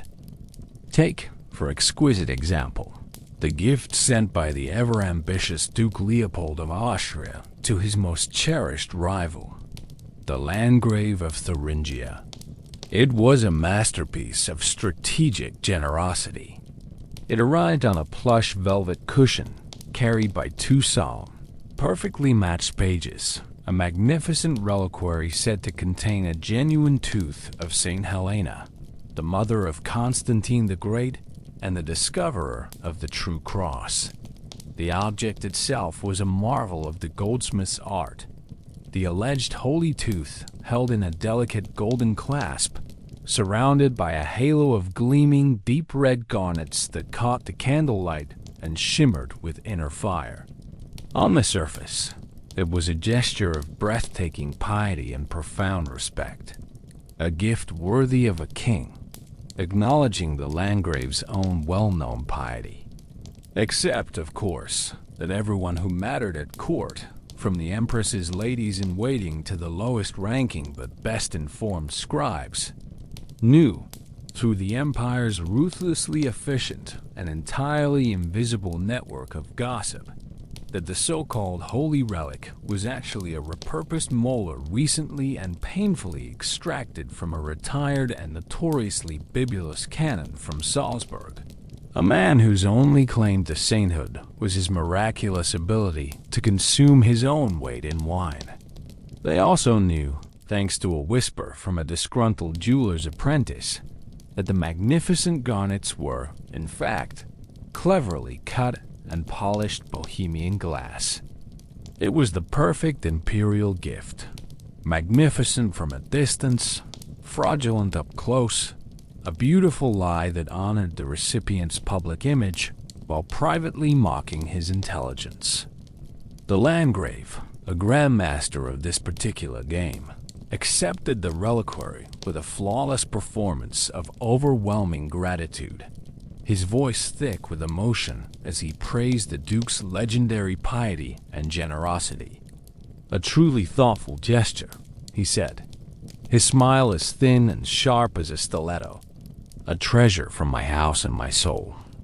He then turned to his chamberlain and, in a voice just loud enough for the Duke's envoy to overhear, instructed him to assign the priceless relic a place of supreme honor in the castle chapel's broom closet, next to the sanctified cleaning rags and a similarly dubious feather from the Archangel Gabriel.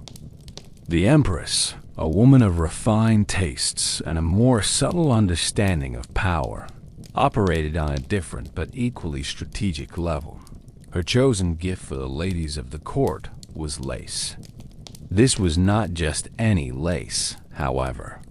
Its value lay not in its material, but in its impeccable narrative.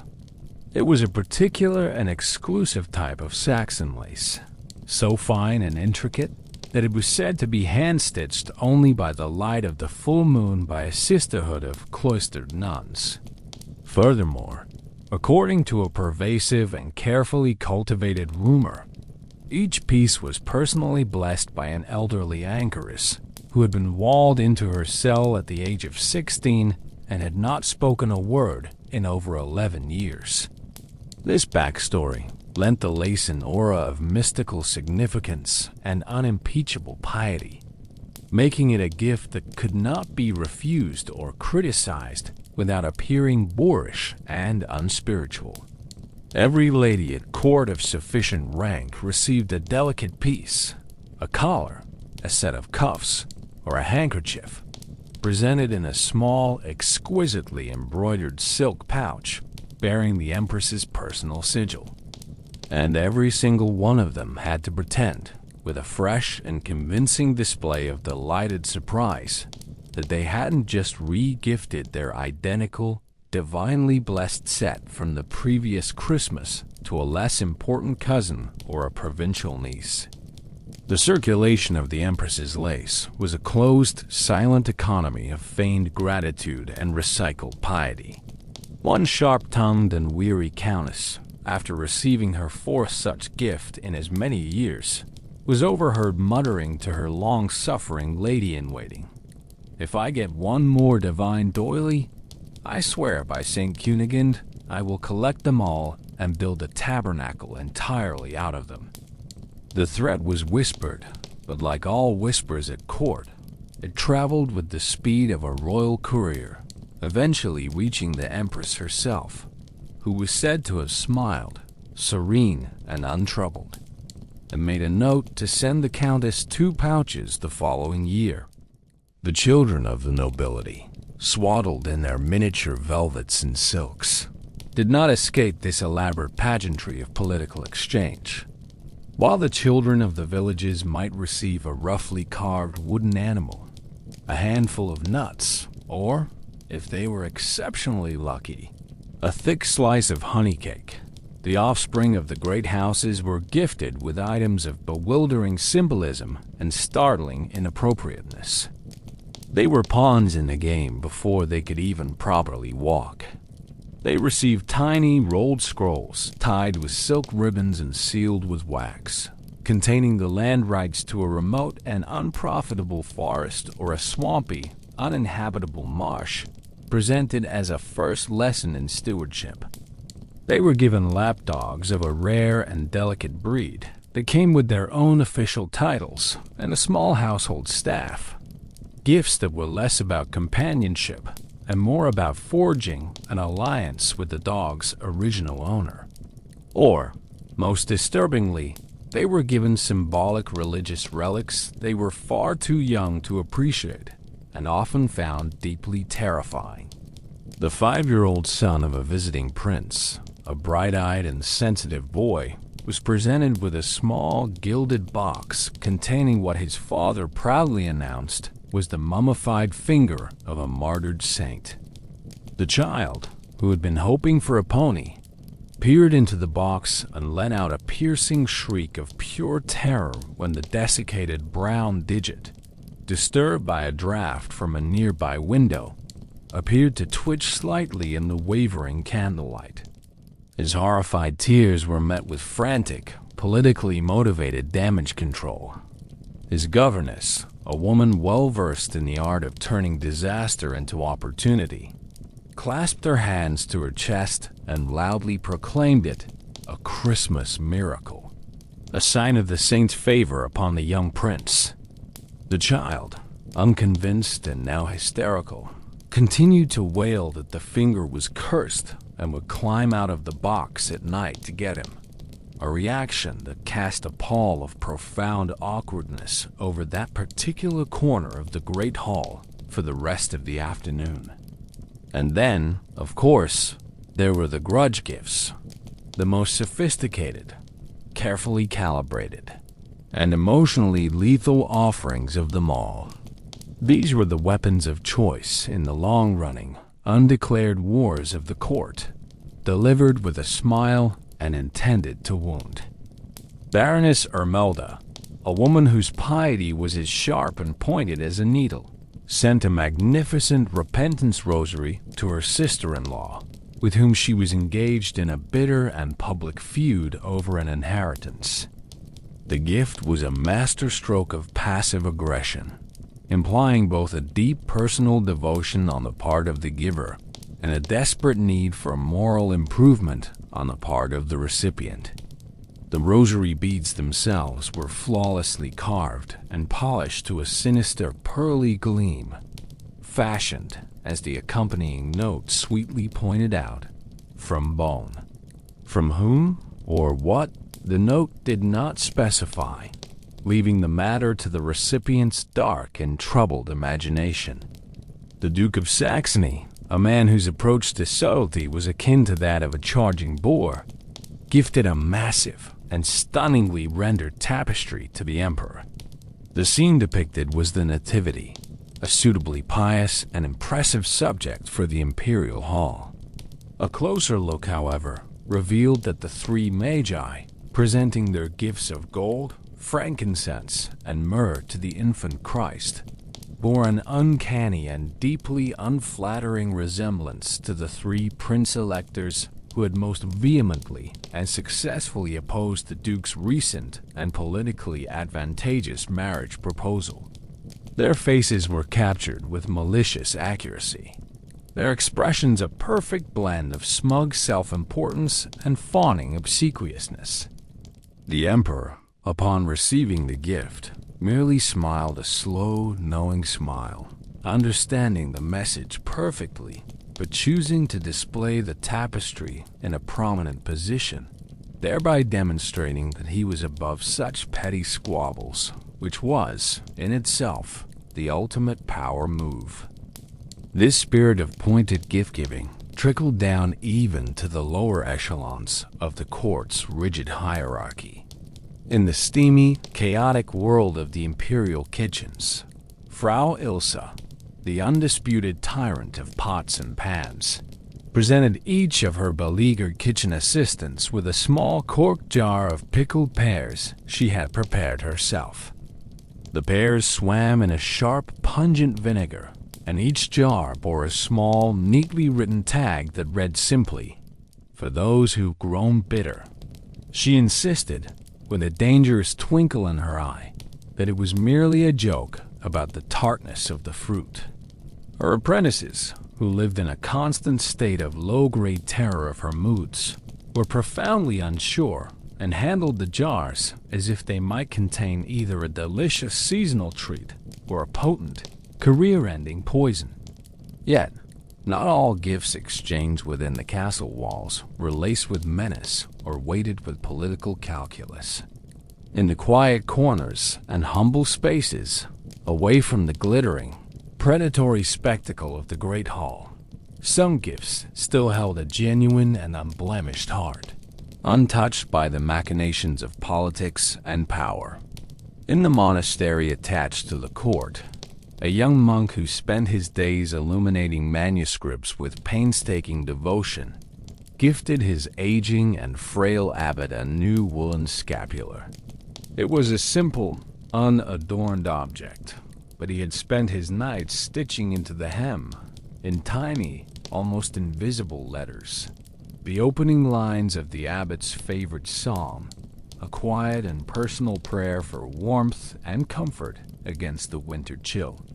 Down in the sprawling, cold stables, a young stable boy, who possessed nothing of monetary value in the world, had spent weeks carving a small, gentle-faced donkey from a block of scrap wood he had found. On Christmas morning, before anyone else was awake, he crept into the castle chapel, the air still thick with the ghost of incense, and left his humble offering at the foot of the magnificent marble statue of the Virgin Mary, a silent, anonymous gift to the mother of the child who was born in a stable much like the one he called home. And in the kitchen, amidst the steam and the shouting, a young kitchen girl, her face perpetually smudged with flour, gave her closest friend, a laundry maid whose hands were chapped and raw from the harsh lye soap, a small cloth pouch filled with dried apples she had painstakingly saved and hidden from the autumn harvest. The gift was small and plain, but it came with a smile so sweet and genuine it seemed a miracle in itself, a small beacon of uncomplicated human kindness in the cynical world of the court. But in the highest circles, where power was a constant, all-consuming concern, such simple sincerity was a forgotten language, a quaint dialect from a distant land. Here, every elegantly wrapped box contained both a present and a message, a gift and an invoice.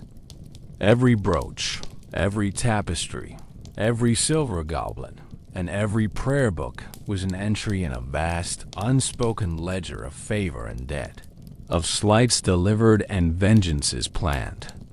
The exchange was a dance of masks, where smiles concealed calculations and words of gratitude were merely acknowledgments that the message, in all its thorny complexity, had been received. And as the day wore on and the gifts were carried away by servants to be displayed, hidden, or discreetly re-gifted, their power did not diminish. They would linger in chapels and treasure vaults and bedchambers, silent, glittering reminders of the day's transactions. And everyone, absolutely everyone, remembered. They remembered who gave what and how and why. For in the Holy Roman Empire, a Christmas gift was never just a gift. It was history, it was strategy, and it was above all a promise or a threat of things to come. Ah, the Christmas feast proper, the culmination of weeks of Advent fasting, political maneuvering, and culinary ambition. This was not merely a meal. It was a grand, protracted, and perilous spectacle that, by all rights, should have come with a formal papal bull of dispensation and a team of apothecaries on standby. In the complex and often contradictory world of the Holy Roman Empire, the Christmas dinner wasn't just a celebration of the Nativity. It was a full-scale military operation conducted in a sea of gravy, a strategic deployment of calories designed to project power, solidify hierarchies, and test the very limits of human endurance. The Great Hall, once a space of solemn mass and calculated gift-giving, now transformed into a boisterous, steam-filled arena, its air thick with the promise of gluttony on a truly imperial scale. At the very center of this magnificent carnival of consumption, both literally and figuratively, stood the boar's head. This was not just a course. It was a sacred institution, a tradition so ancient its origins were lost to myth. It was paraded into the hall on a massive silver platter, carried by 4 of the strongest kitchen squires, who staggered under its immense weight. The procession was heralded by a flourish of trumpets and a hymn so old and off-key that even the choir boys, who knew every chant in the liturgy, didn't know which syllables to hold for emphasis, resulting in a sound of profound and wavering devotion. This particular year, the boar had been roasted to a perfect, glistening bronze, its tusks polished and its snout stuffed with a fragrant mix of apples, breadcrumbs, sage, and a considerable amount of regional pride. It had been decorated with a level of care usually reserved for a bride, with sprigs of holly and rosemary tucked behind its ears and a tiny, gilded crown perched jauntily between them. An orange had been wedged into its mouth, a traditional touch intended to add a bit of color, but which served the more practical purpose of keeping its cooked, snarling expression from looking overtly judgmental of the feasting to come. As the boar's head was ceremoniously placed at the center of the high table, the emperor himself stood, and a fragile, wine-scented silence fell over the hall. It was a solemn moment, thick with spiritual significance. The temporal ruler of the Christian West preparing to bless the bounty God had provided. He raised his hands, began the ancient Latin prayer, and the moment remained deeply spiritual for approximately 12 seconds, at which point a minor baron with a head cold let out a sneeze of such explosive force that it blew out 3 nearby candles and sent a fine spray directly onto the platter of roasted ducks. A ripple of suppressed snickers and horrified gasps went through the crowd. A moment later, a young page standing behind the empress, who had been fasting for 2 days in a fit of piety, fainted dead away from hunger, collapsing with a soft thud onto the stone floor. This was followed by a clatter from the far end of the hall, where a visiting nobleman, his eyesight failing and his understanding of ecclesiastical objects limited, had confidently mistaken a swinging censer still trailing smoke for a novel type of gravy boat and was attempting to ladle incense over his trencher of bread. The emperor, a man long accustomed to the chaos of his court, did not flinch. He concluded the prayer with a sigh. "Amen," he intoned, his voice resonating with weary authority. "And may we digest with dignity."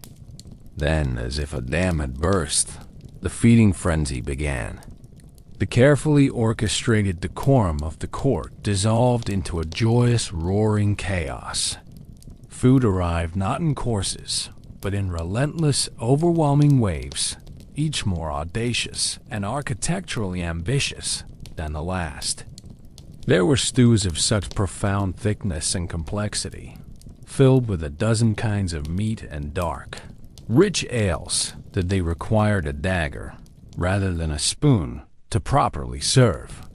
There were pastries of breathtaking artistry, their flaky crusts sculpted into the shapes of doves taking flight, of noble stags with intricate antlers, and, most perplexingly, a deeply confusing and anatomically questionable sculpture of St. Augustine contemplating a human skull that also appeared to be a meat pie. Hens, their skins golden and crisp, were brought forth, stuffed to bursting with sweet figs, almonds, and spiced bread. Eels, a delicacy beloved by the German nobility, were jellied and molded into glistening, interlaced spirals that shimmered unervingly in the candlelight.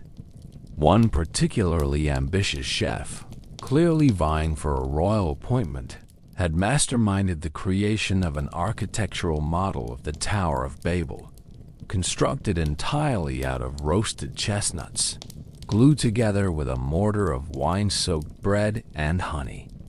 It was a magnificent, if precarious, achievement that stood nearly 4 feet tall, until, halfway through the meal, a stray elbow knocked a supporting strut, and the entire edifice collapsed into a delicious, chaotic heap.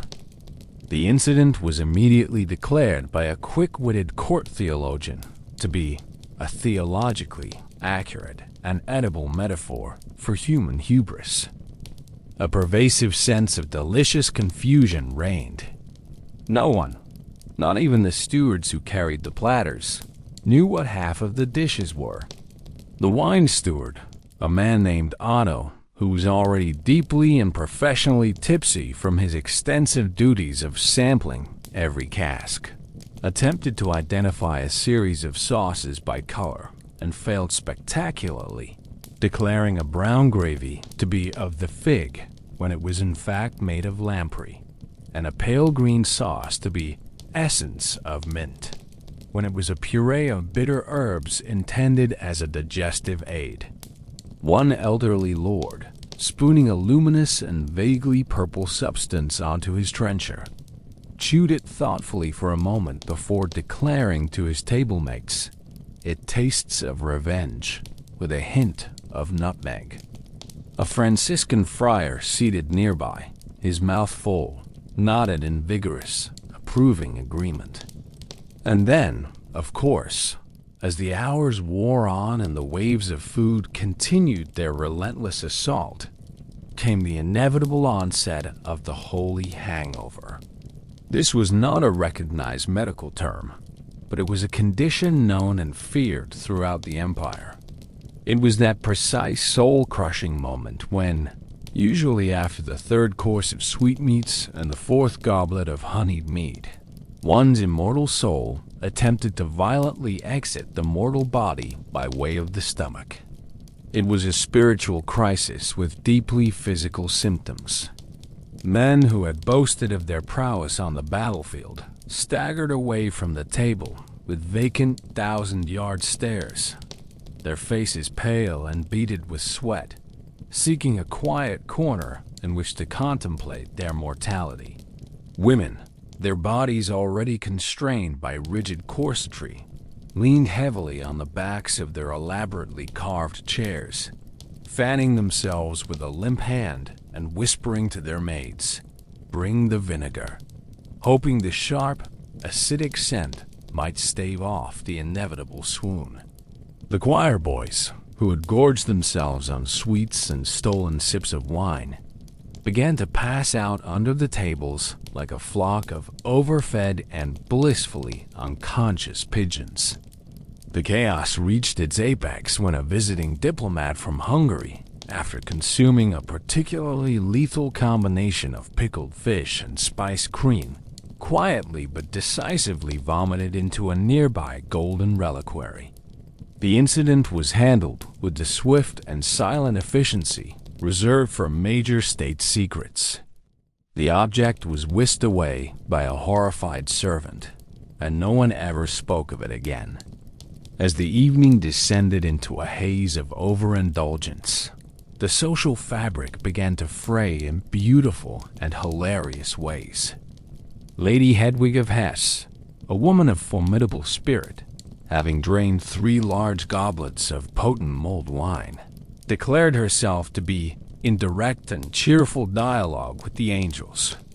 Feeling divinely inspired, she rose to her feet to lead the hall in a toast to the Christ child. Instead, for reasons that remained obscure even to her, she launched into a bawdy and enthusiastic drinking song she had learned from a passing mercenary. The song, which involved a farmer's daughter and a misidentified goat, deeply offended a visiting Cistercian monk, a man whose order prized silence and sobriety above all else. He stood up, his face a mask of righteous indignation, and challenged her to an immediate theological debate on the nature of sin. Lady Hedwig, in turn, challenged him to a foot race to the end of the great hall and back. What followed was the spectacle of a tipsy noblewoman and an irate monk, staggering, stumbling, and weaving their way around the tables, a race that neither of them won, but which provided far more entertainment than any theological debate could have. And yet, for all its manifest chaos, for all the gluttony and the social mishaps, something undeniably beautiful clung to the air like the lingering scent of roasted rosemary. The sheer, overwhelming force of the shared celebration had a strangely softening effect. Families, scattered by politics and distance for most of the year, were reunited around the long tables, their laughter mingling with the music of the minstrels. Old grudges, nursed for months in the cold isolation of rival castles, began to thaw under the warm influence of wine and goodwill. 2 barons who had been on the verge of declaring a private war over a disputed patch of forest found themselves bonding over a mutual hatred for the jellied eel spirals and ended the night clapping each other on the back. Even the court jester, a man normally confined to the fringes, was granted the high honor of a seat at the main table, at least until he made a clever but ill-advised joke about the emperor's receding hairline and was promptly, though not unkindly, relocated to the pantry to share his wit with the leftover pastries. Finally, as the night grew ancient and the candles burned down the sputtering stumps, the boar's head, now a grotesque but noble ruin of bones, gristle, and wilted herbs, its gilded crown askew, was ceremoniously carted away. Its departure signaled the end of the feast's main campaign. A collective groaning sigh of surrender went up from the survivors. Christmas in the Holy Roman Empire was a strange, sacred, sausage-scented affair, a breathtaking collision of the divine and the profane. It was a day of prayer and of indigestion, of soaring hymns and bawdy songs, of spiritual reflection and competitive eating. And as the guests began to stagger off to their beds, the great hall, a beautiful wreckage of bones, crumbs, and spilled wine, the most astonishing fact of all settled in. It wasn't even over yet. The feasting had just begun. After the great Christmas feast had finally, groaningly, concluded, and once everyone of rank and station had successfully located their dignity, their wits, and their boots, all of which had been misplaced at various points during the preceding hours of indulgence, came the evening's much-anticipated entertainment, the mystery play. This was that hallowed and uniquely medieval tradition of combining profound theology, earnest community theater, and, without fail, at least one spectacular, unplanned disaster. The air in the cathedral square, sharp with the cold of a clear December night, was thick with the mingled scents of wood smoke, roasted chestnuts, and collective anticipation. The crowd, a dense and democratic huddle of every social stratum, from the emperor's own entourage, swathed in furs to the poorest beggars wrapped in rags, gathered before a rickety wooden stage, their bellies full, their spirits high, and their expectations for chaos even higher. The mystery play was supposed to be, in its purest form, a sacred and moving reenactment of the Nativity story, a living tableau designed to bring the gospel to life for a largely illiterate populace. In reality, as practiced in the Holy Roman Empire, it was half scripture, half slapstick, and at least one-third unadulterated chaos. This year's production, held under a sky of brilliant, icy stars, promised to be a classic of the genre. The cast was a familiar and beloved assortment of local talent. The roles of the heavenly host of angels were filled by a group of monks from a nearby abbey, their beatific expressions somewhat undermined by their ill-fitting wings and their booming, off-key singing voices. The humble shepherds of Bethlehem were portrayed, with a certain professional irony, by several burly members of the local Butchers' Guild, who spent their time backstage comparing notes on the price of mutton. And the pivotal role of the infant Christ was played by a minor baron's illegitimate son, a placid, well-fed baby who lay swaddled in fine linen, gazing at the flickering torchlight with a look of mild, gassy confusion. The script, transcribed over many years by a succession of monks, was mostly biblical, adhering to the Gospel of Luke with a few notable, locally inspired liberties. The performance began with the Annunciation. The Archangel Gabriel, played by a friar with a famously powerful set of lungs, strode onto the stage and delivered his divine proclamation to the Virgin Mary with such booming, zealous enthusiasm that a small child in the front row promptly fainted, and a trio of geese roosting on a nearby rooftop took startled flight into the night sky. The Virgin Mary herself was played by a wealthy merchant's daughter, a young woman known for her sharp wit and a perpetually, suspiciously sarcastic smile. When the booming Gabriel asked if she was ready to bear the Son of God and bring salvation to mankind, she paused, glanced at the audience, and muttered just loudly enough for the first few rows to hear, "I suppose it's better than marrying that potter from Rothenburg." As fate would have it, the potter, a hopeful suitor she had recently spurned, was standing in the front row. His face fell, a mask of public humiliation, and he was seen leaving the square early, his festive spirit thoroughly crushed. Then came the animals, because what, after all, is a manger scene without authentic livestock? A real donkey, borrowed from a local farmer for the price of 2 flagons of ale, had been recruited to carry Mary to Bethlehem. It was accompanied by a live sheep, a creature of immense symbolic importance that was technically a borrowed icon from the local abbey's prized agricultural exhibit. Unfortunately, in the flurry of backstage preparations, no one had thought to warn the donkey that it was now a key player in a divine drama. During the crucial scene where Mary and Joseph, weary from their journey, arrived at the stable, the donkey, perhaps startled by a sudden drum roll from the minstrel's gallery, lifted its head to the heavens and let out a noise of such profound, deeply unholy, and ear-splitting despair that it sent a shudder through the entire audience.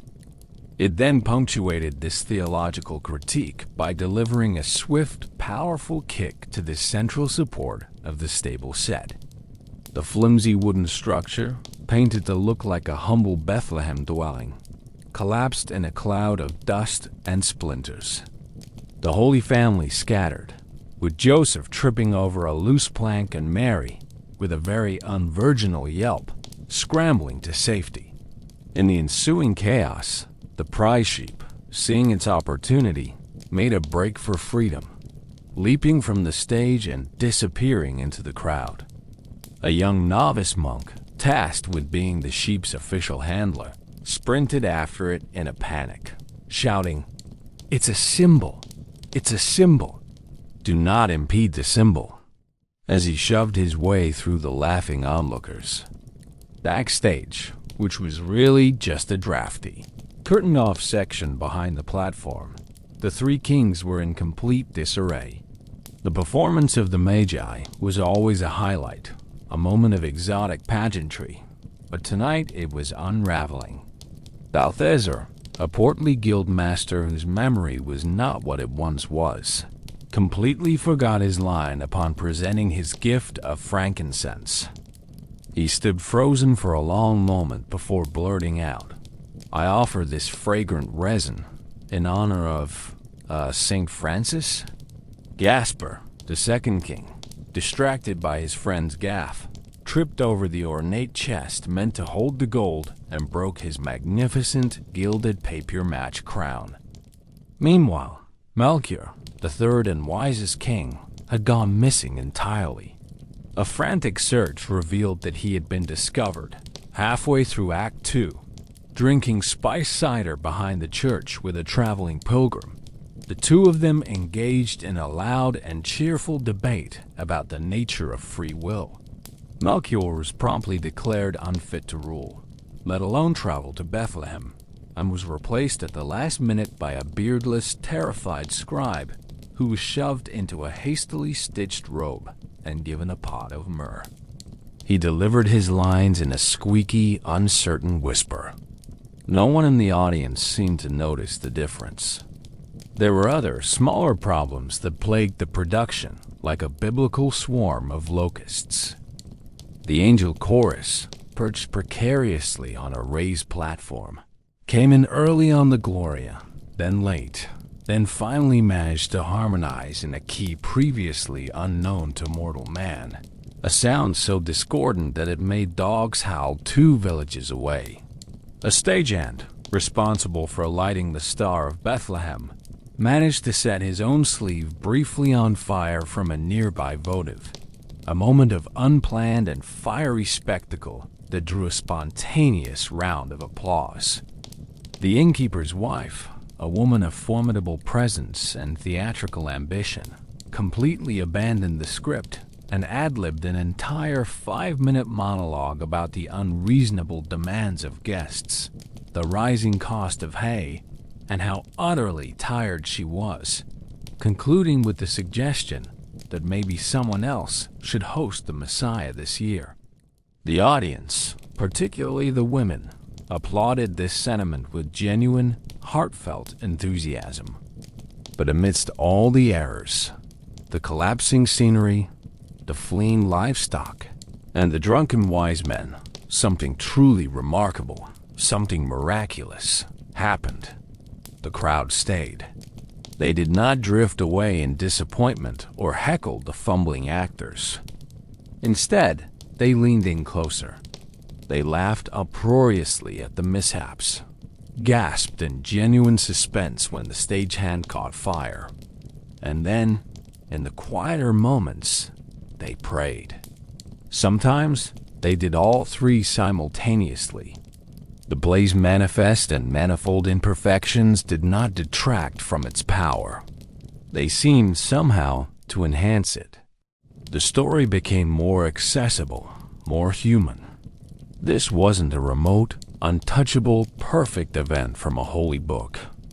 This was something messy, chaotic, and real, happening right in front of them, enacted by their neighbors.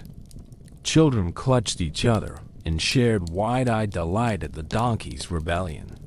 Old men, veterans of real wars and bitter feuds, were seen to wipe their eyes when the sarcastic Mary held the confused, swaddled infant and looked at him with a sudden, unscripted expression of profound tenderness.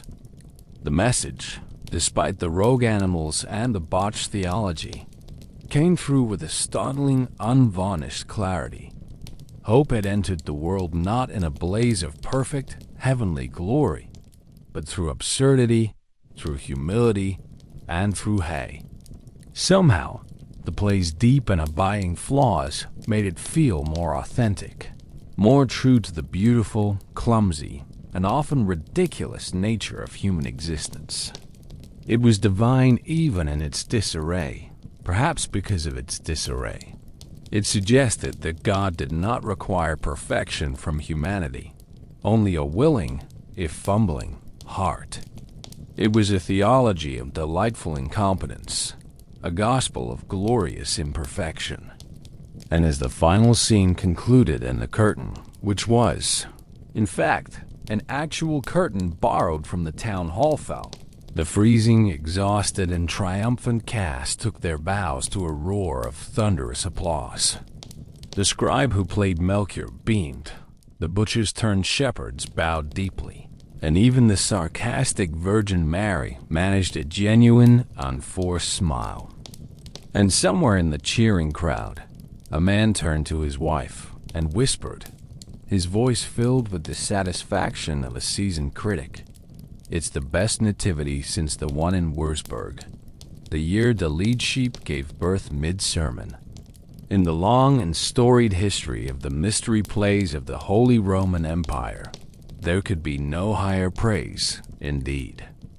As the great Christmas feast finally guttered out like 1,000 spent candles, and the court began the slow, arduous process of collectively recovering from a military campaign of overeating, a diplomatic incident of overdrinking, and a series of accidental theological reinterpretations brought on by a theatrical nativity play, the Holy Roman Empire seamlessly transitioned into one of its most ancient and cherished holiday traditions. This next phase of the celebration was a curious and potent blend of wassailing, worrying, and a deeply ingrained, practical effort to avoid being eaten by wolves. The structured, hierarchical world of the court began to dissolve at the edges, its formal ceremonies giving way to a more chaotic, communal, and profoundly human expression of festive endurance. The tradition of wassailing began, in its purest form, as a simple, heartfelt toast. The Old English phrase, "ways heil," meaning be healthy or be whole, was a warm and intimate wish for good fortune, typically exchanged over a shared cup.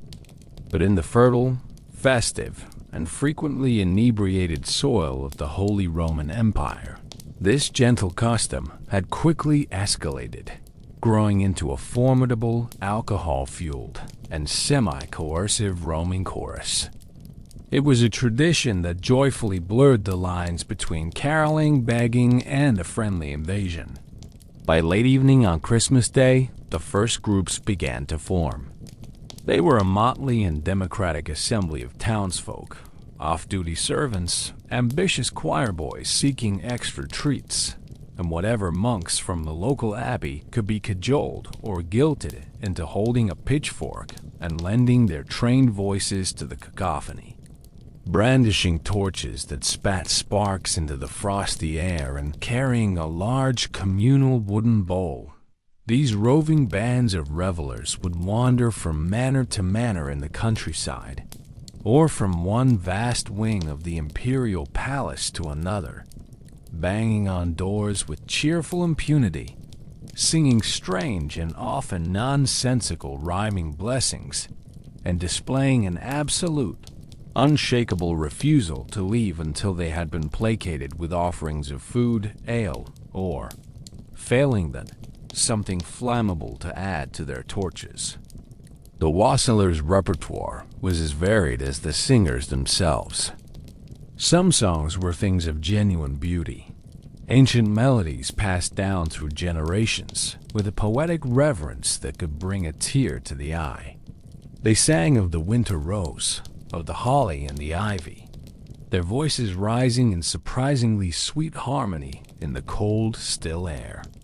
Others, however, were made up entirely on the spot, their lyrics composed under the immediate and powerful influence of spiced wine and collective mischief.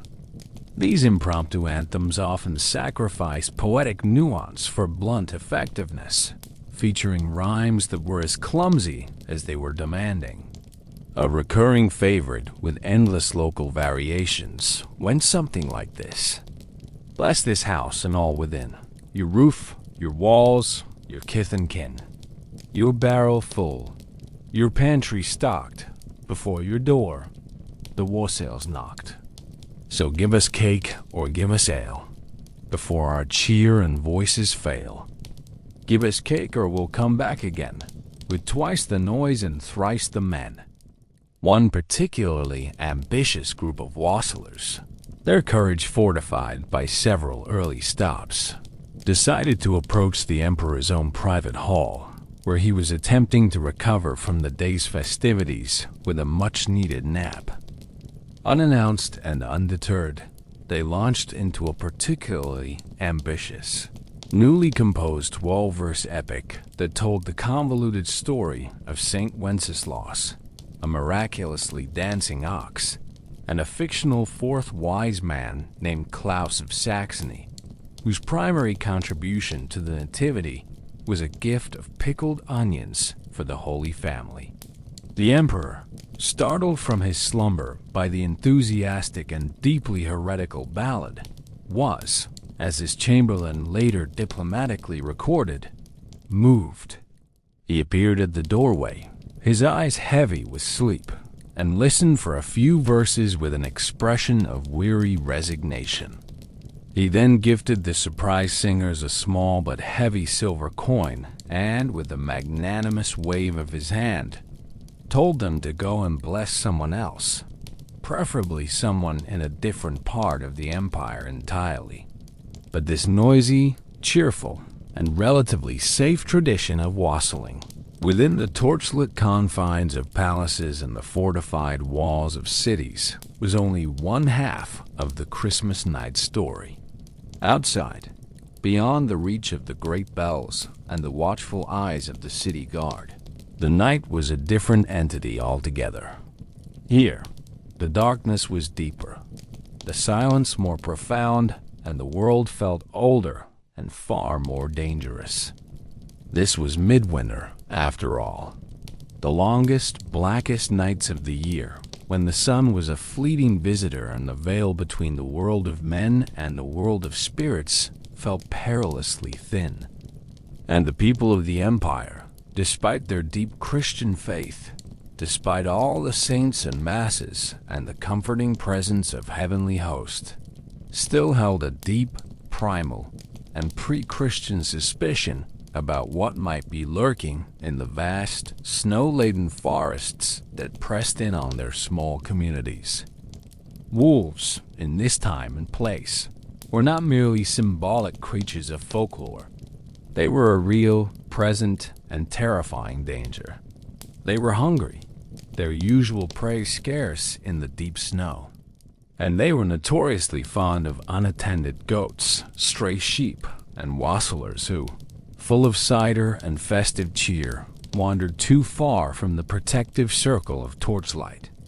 In taverns and by hearthsides, shepherds told chilling tales that were passed down like heirlooms of fear. They spoke of great shadowy wolf packs who circled the edges of villages during the 12 days of Christmas, their eyes glowing like embers in the dark, waiting with an unnatural patience for a gate left unlatched, a fence to fall into disrepair, or a fool who'd had one too many goblets of blessed cider to stumble out into the night alone. This fear was woven into the fabric of their winter rituals. Some villagers hung bundles of dried rosemary and garlic above their doors, ancient charms against evil. Others, in a tradition that stretched back to a time before the cross, would set fire to large straw wheels and roll them down the hillsides, hoping the blaze of light and motion would ward off the predators, both natural and supernatural.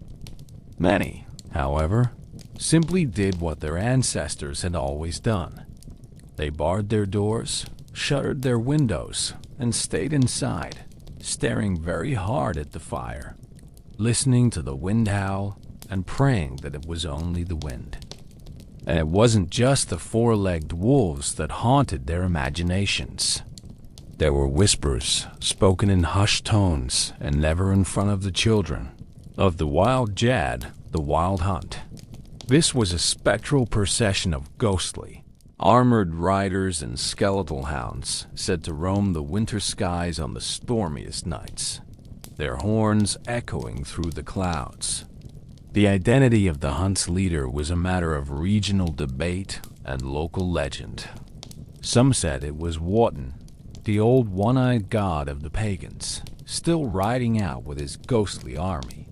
Others claimed it was a damned king or a disgraced nobleman from their own history. A particularly popular legend held that it was Emperor Frederick Barbarossa himself, said to be sleeping in his mythical subterranean cavern in the Kyffhauser Mountains, who would occasionally rise from his slumber for a seasonal, spectral gallop through the clouds with his phantom knights. Whatever its form, the passing of the hunt was considered a terrifying omen, a harbinger of plague, war, or death. To witness it was to risk being swept up into its ranks, your soul forced to ride with the ghostly host until Judgment Day. Simple folk superstitions became ironclad rules. Children were strictly warned not to whistle after dark, for the sound was said to mimic the hunt's horns and might call them down. Old women would toss a pinch of salt on their doorsteps before retiring, a small, humble barrier against the unholy procession. Even priests, men of God armed with faith and holy water, would often avoid looking too long or too deeply into the dark forests after sunset, a quiet acknowledgement that there were some ancient things in the world that even a crucifix could not entirely explain away. Still, despite the occasional, chilling howl from the deep woods, the wassailers pressed on. Their boisterous, light-filled processions were a direct and deliberate act of defiance against the fear and the darkness. They were pushing back the night with song and fire. In one town, the local friar, a man who understood his flock's need for both spiritual and spirited comfort, made a great show of blessing the communal wassail barrel before each pour, his prayers mingling with the cheers of the crowd. In another, a particularly enthusiastic group swore they saw the ghost of Saint Boniface himself, the great apostle to the Germans, riding through the trees on the back of a bear and singing a surprisingly robust tenor. This miraculous vision was the talk of the region for weeks. until it was later revealed to have been two drunk journeyman coopers named Hans and Ulrich, who had gotten lost on their way home from the tavern and were sharing a single enormous bearskin cloak for warmth.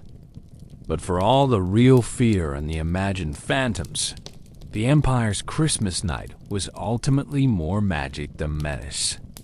The true defense against the darkness was not a charm or a prayer, but the simple, powerful act of community.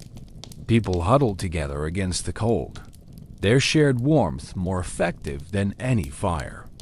They sang loud enough to chase off any lingering spirits, or failing that, to shame them into dancing along. They kept their torches burning brightly, a constellation of small, defiant stars against the overwhelming blackness, until the first pale, hopeful light of dawn finally crept over the snow-covered hills. Hope, after all, when shared among many, forged in the heat of a song and fueled by spiced ale, was a sound much louder and far more powerful than the howling of wolves. As the 12 days of Christmas marched onward with the stumbling, joyous, and slightly erratic gait of a tipsy choir navigating uneven cobblestones, a quiet, inexorable, and unexpected current began to stir on the Holy Roman Empire's muddy, snow-choked roads. It was a tide of humanity, moving with a slow, determined purpose that defied the harshness of the season, a spontaneous migration that seemed to emanate from the very heart of the winter-locked land. They were the pilgrims, appearing as if from the very earth itself, bundled in layers of coarse wool and patched animal hide cloaks, their faces raw and chapped from the relentless wind, muttering prayers through chattering teeth that plumed like ghostly apparitions in the frigid air.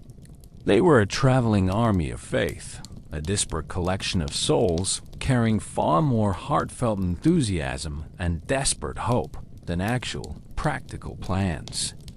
Their destinations were marked on no cartographer's map, but on the one etched upon the landscape of their souls, a geography of saints and shrines known through story and song.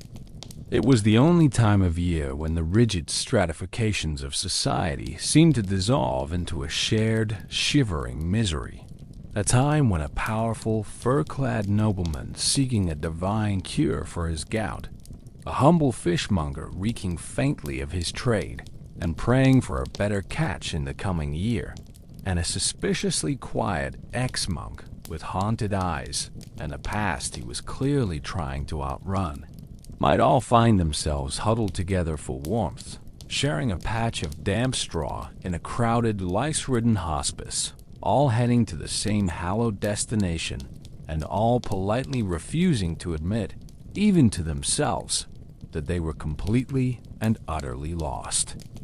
These Christmas pilgrimages were, in the official language of the Church, and in the sincere belief of many who undertook them, profound acts of piety.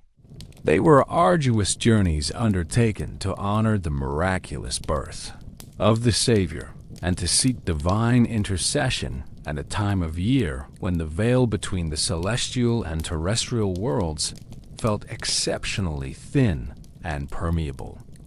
In practice, however, they were also, for a great many, the medieval equivalent of a holiday vacation with a built-in and unimpeachable religious alibi. It was a socially sanctioned opportunity to escape the crushing boredom, the suffocating confinement, and the endless, repetitive chores of winter life. It was a chance to see a different part of the world, to hear a different dialect, to taste a different, more potent ale, and to experience something, anything, beyond the predictable, circumscribed rhythms of village, court, or monastic life. The motivations that propelled these travelers across the frozen landscape were as varied and complex as the pilgrims themselves. Some, consumed by a fervent, soul-searing guilt over a year's worth of accumulated sins. walked barefoot through the biting frost and unforgiving snow, their feet cracked and bleeding, a brutal and public penance for transgressions they had every intention of cheerfully repeating come the spring thaw. Others were more pragmatic in their devotion, their spiritual goals less about sweeping atonement and more about specific transactional requests. They simply wanted to press their lips to a gilded reliquary containing the knuckle bone of a particularly efficacious saint, light a candle in a famous chapel to seal the deal, and hopefully, by the grace of God and the charity of the church, be offered a bowl of hot, thick soup and a dry place to sleep at the end of their long and painful journey. And for a great many this particular season, the ultimate destination, the lodestar of their difficult travels, the focal point of all their hopes and prayers, was the famed portable Virgin of Magdeburg. This was no ordinary static church statue, fixed in a dusty niche. She was a carved wooden figure of the Virgin Mary, her painted robes of blue and gold faded and chipped from years of exposure to sun and rain, her serene, enigmatic expression a perfect, timeless blend of maternal sorrow and divine serenity. She was more than an object of veneration. She was a bona fide, traveling celebrity, a divine pop star who journeyed more extensively in a single year than most abbots or bishops did in a lifetime, her presence in a town guaranteeing a massive influx of pilgrims and their precious coins. An entire vibrant cult of personality had grown around her, with legends and rumors swirling in her wake like dust from the road. It was said that she had been carved by a blind monk from a tree that had been struck by lightning, but had miraculously refused to burn. It was whispered that her carved wooden eyes would occasionally shed real, salty tears, though only for the truly pure of heart or the exceptionally desperate. Her holy portfolio was extensive and impressively diverse. She was said to grant fertility to barren noblewomen, restore withered limbs, find lost livestock, ensure victory in minor legal disputes, and, in a few well-documented and highly publicized cases, bestow exceptionally excellent and resonant singing voices upon tone-deaf but deeply devout choir boys. This year, the portable Virgin was in the midst of a whirlwind tour of central Germany, hitting all the major pilgrimage hotspots with the strategic planning of a seasoned general laying siege to a kingdom. Her arrival at a small, unassuming abbey in the bustling town of Erfurt was an event of major regional significance. She did not appear in a flash of divine light or heralded by a chorus of angels, but in a far more practical and earthy manner, by ox cart, nestled carefully in a deep bed of clean straw to protect her from the jolts and ruts of the frozen road.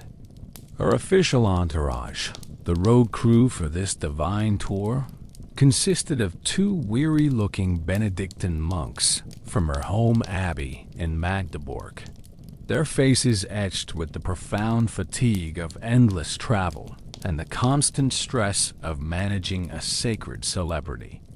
Three burly, heavily armed guards whose grim expressions made it clear they were there to protect her from the less devout, and one extremely nervous young altar boy whose primary duty seemed to be apologizing to the statue profusely and crossing himself every time he sneezed in her presence.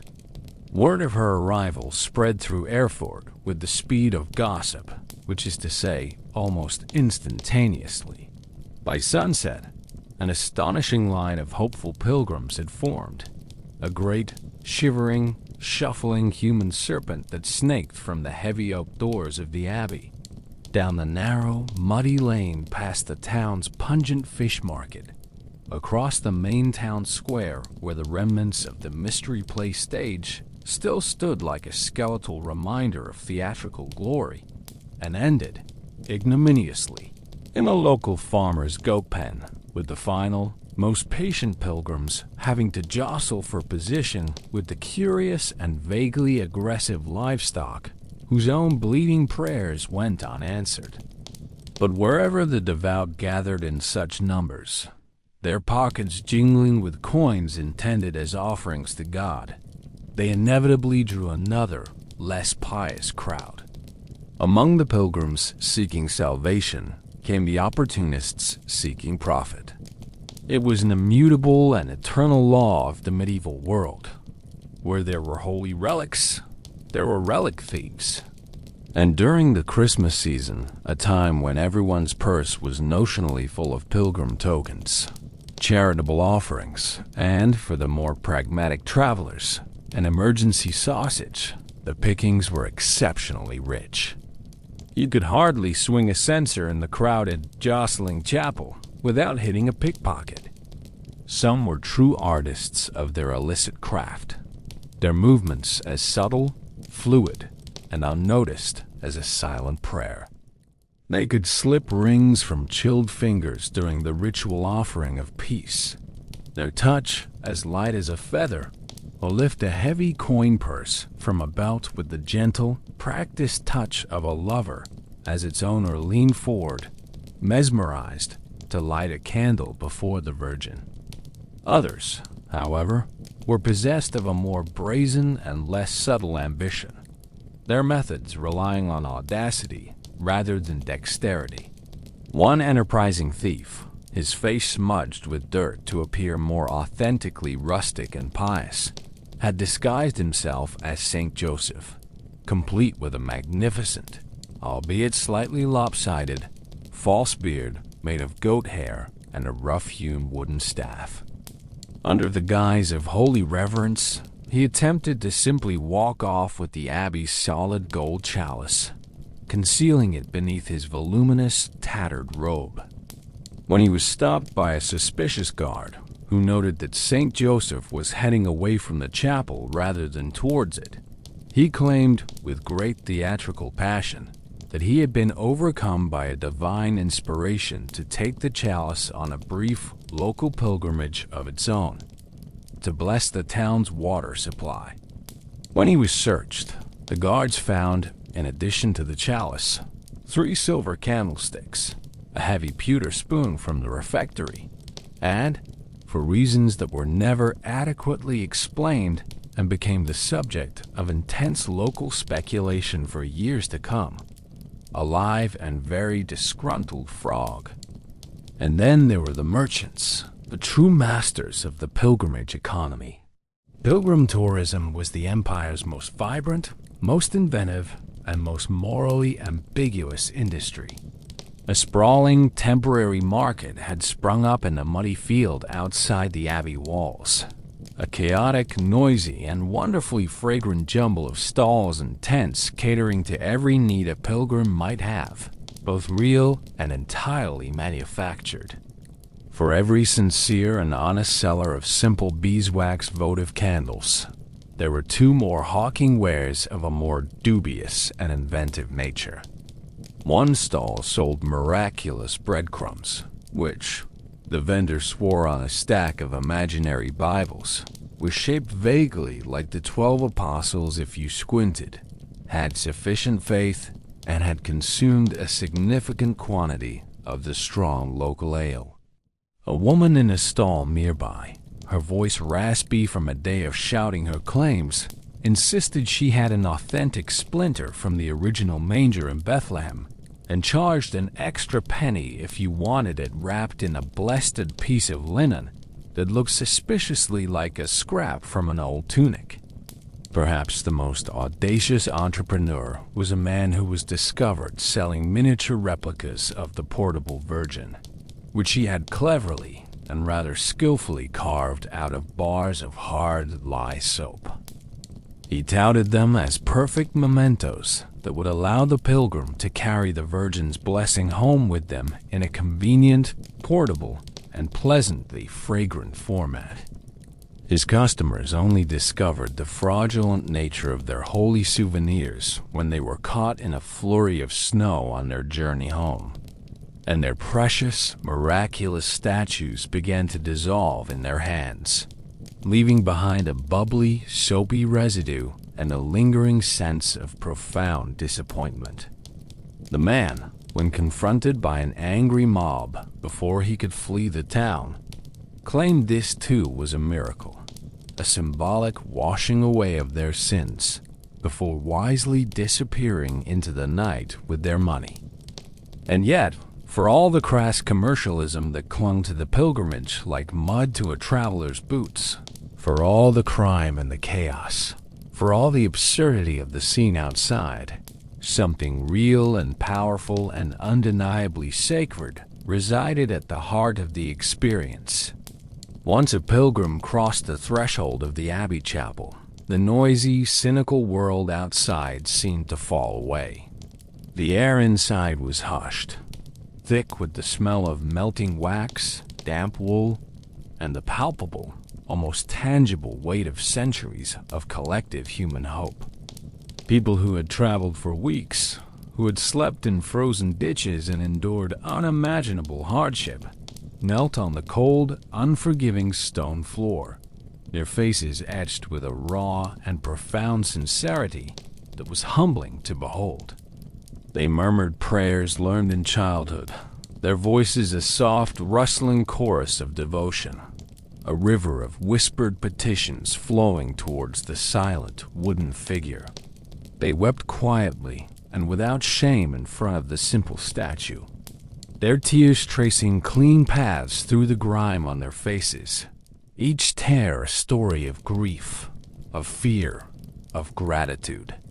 A widow, her face a mask of sorrow so deep it seemed carved from the same wood as the Virgin, pressed her late husband's worn leather glove to the statue's carved, unmoving hand, a desperate, silent plea for comfort in her crushing loneliness. A young, hard-faced soldier, a mercenary whose life was a litany of violence, knelt awkwardly and left his sharp, deadly dagger at the foot of the statue, a silent vow to seek a different path, a renunciation of the tool of his trade. A small girl, held up in her father's strong arms so she could see, solemnly and seriously asked the Virgin to bless her pet duck, which she had carried with her, quacking softly, all the way from her village. The two monks from Magdeburg, who had seen this spectacle 1,000 times in 100 different towns, did not ask questions. They stood like silent, weary sentinels at the edge of this sacred space, their faces impassive, facilitating the endless shuffling flow of humanity.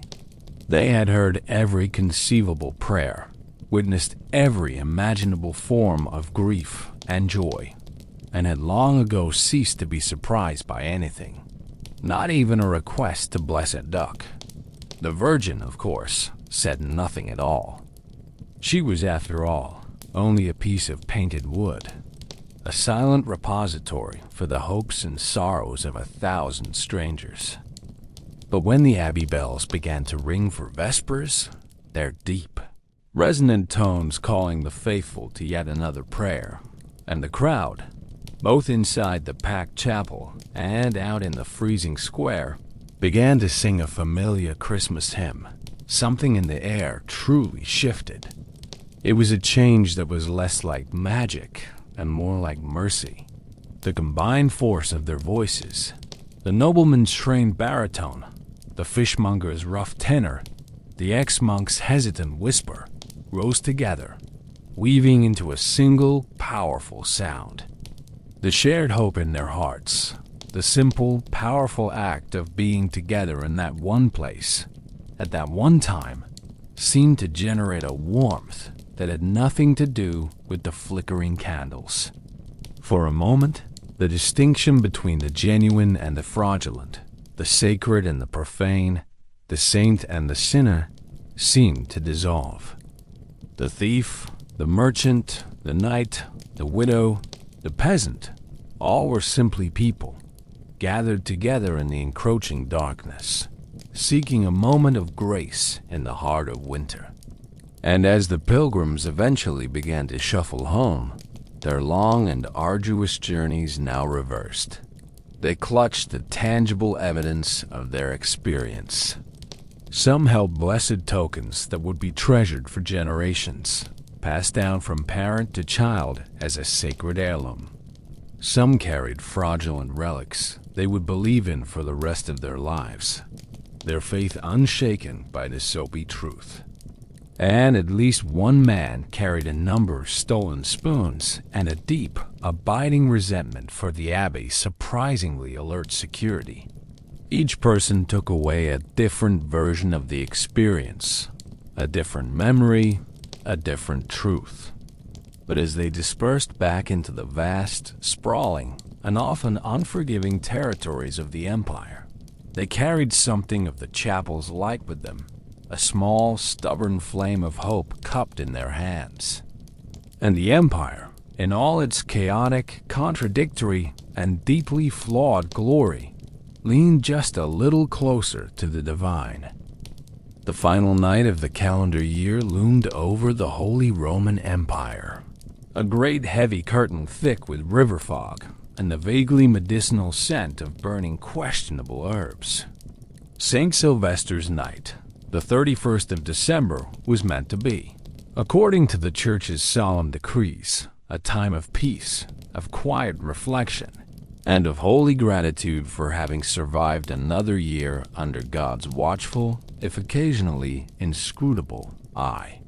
It was, instead, an unlicensed, chaotic, and glorious fusion of religious solemnity, deeply ingrained drunken superstition, and casual, low-stakes combat. The Holy Roman Empire, a civilization built on contradictions, knew precisely how to end a year, with the clangor of bells, the crackle of bonfires, the eruption of brawls, and a firm, underlying belief that the world might absolutely, without question, end tonight. So one might as well have another drink and perhaps dance about it. It was a night of profound endings and anxious beginnings, a moment suspended between the past and the apocalypse, and the empire met it with its characteristic blend of terror and glee. The bells began to ring at sundown, their bronze voices rolling across the frozen, sleeping fields and echoing through the narrow, winding streets of the towns. This was not the joyous, coordinated ringing of Christmas morning. This was something far more primal and erratic. In some of the larger, more orderly cities, the ringing followed a prescribed pattern. 12 solemn tolls at the top of every hour, a steady, sonorous countdown to the new year. In most other places, however, it was whatever the local bell ringer felt like ringing, a performance often determined less by the clock and more by how much of the celebrated mead he had managed to sample throughout the day. This led to a delightful variety of auditory experiences across the land, from mournful, sporadic clangs to furious, frantic peals that suggested either the second coming or a fire in the belfry. In the ancient city of Bamberg, the bell ringer, a man named Ulrich with more enthusiasm than sense, got himself hopelessly entangled in the ropes after attempting what he later described as an over-enthusiastic Gloria in anticipation of the New Jerusalem.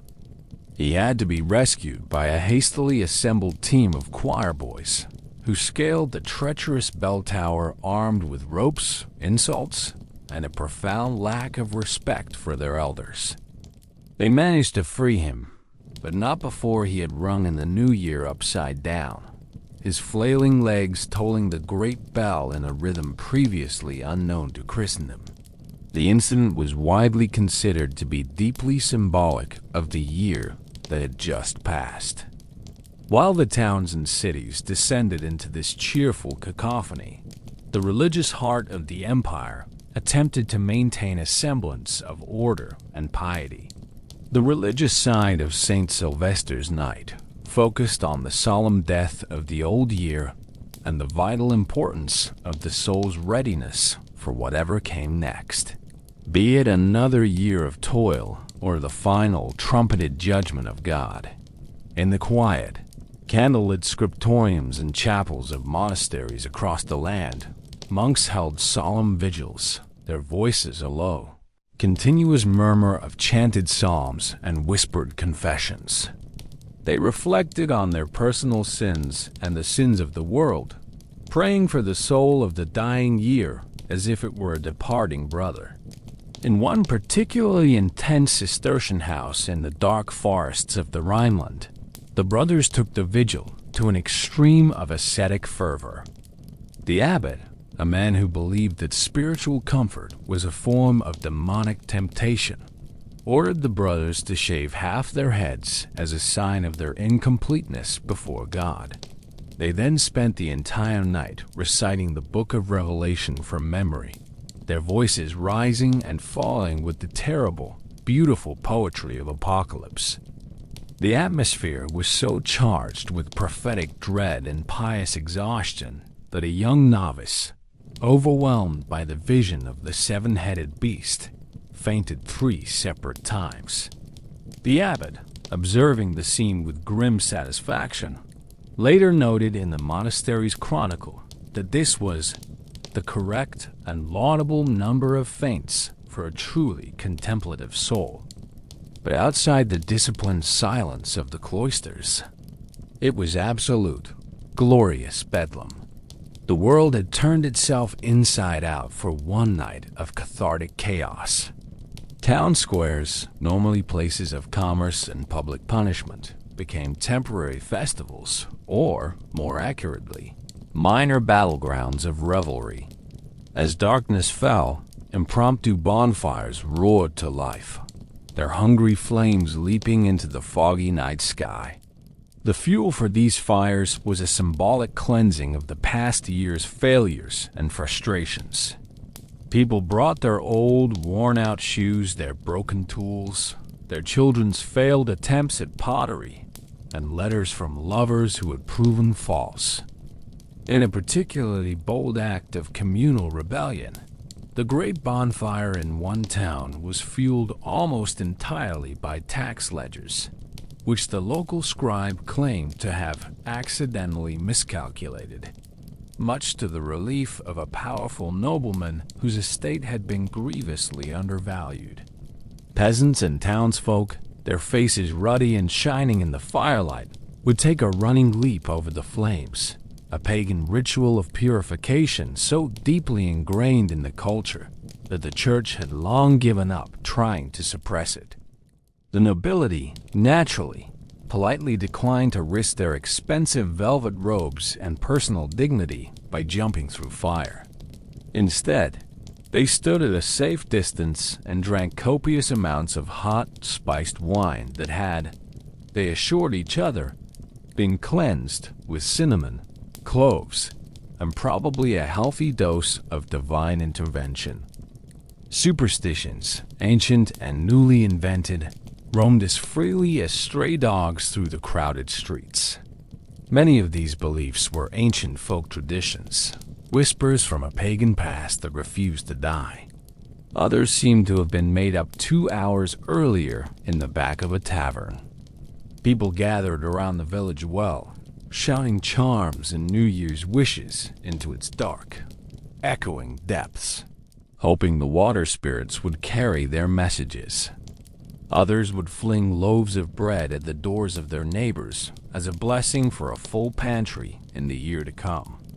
In many places, it was considered exceptionally good luck to find and kiss a pig before midnight, a tradition that led to many frantic, comical chases through muddy pens and back alleys. One entire village in Swabia became convinced of a newly revealed prophecy, stating that if you spun in a circle 12 times while holding a holy relic and shouting, "No demons allowed," at the top of your lungs, you would be granted complete immunity from the plague for the coming year. A visiting friar, eager to demonstrate his connection to the common folk, decided to try it. He borrowed a splinter of a local saint's shinbone, spun himself into a dizzying stupor, and promptly threw up on his own sandals, an outcome the villagers interpreted as the demon of gluttony being successfully expelled. Of course, no spiritual transformation or ritual of purification in the Holy Roman Empire was complete without the vital assistance of alcohol, which played its traditional and sacred role in facilitating both profound spiritual insights and exceptionally bad decisions. The Duke of Carinthia, a man of legendary thirst and competitive spirit, publicly challenged the visiting Bishop of Paso to a drinking contest in honor of the blessed and holy endurance of Saint Sylvester himself. The bishop, not wanting to appear weak or unmanly in front of the assembled nobility, foolishly accepted.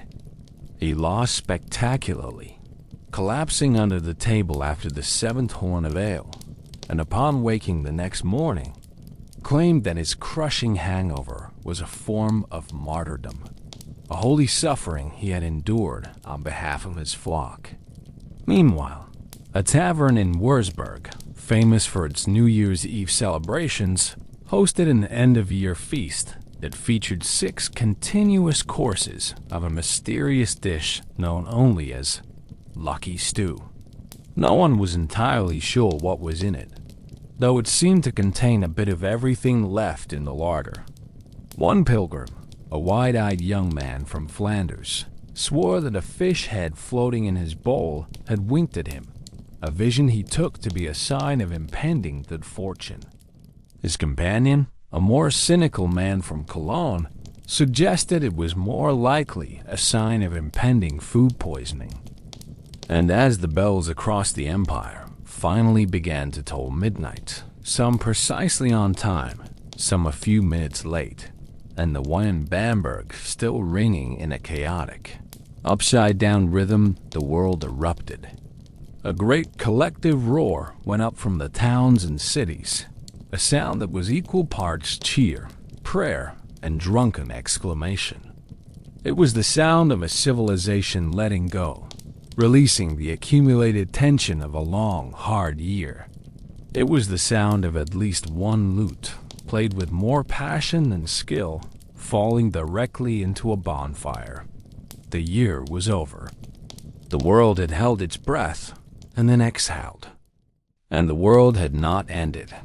Again, the profound collective sigh of relief was almost audible.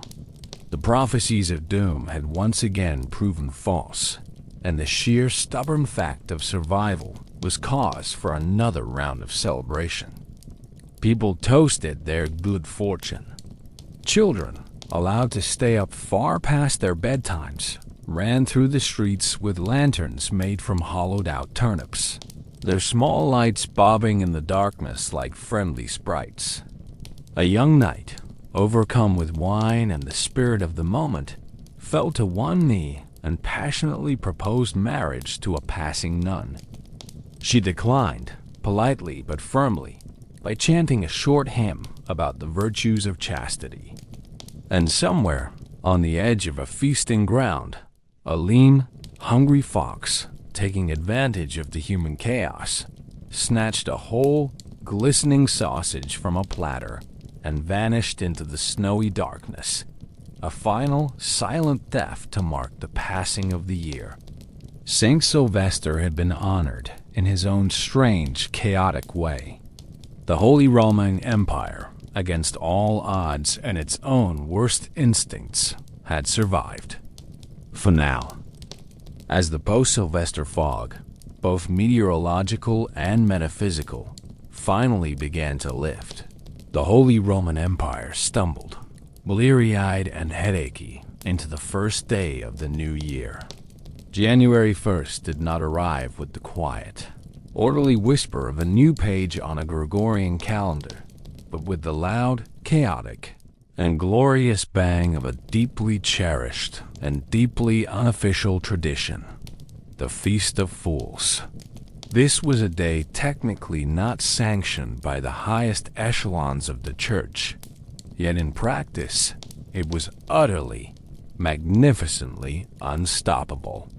It was a day when the world turned upside down, a sacred and necessary madness that erupted once a year to lance the boil of solemnity that had built up over the long, pious season of Advent.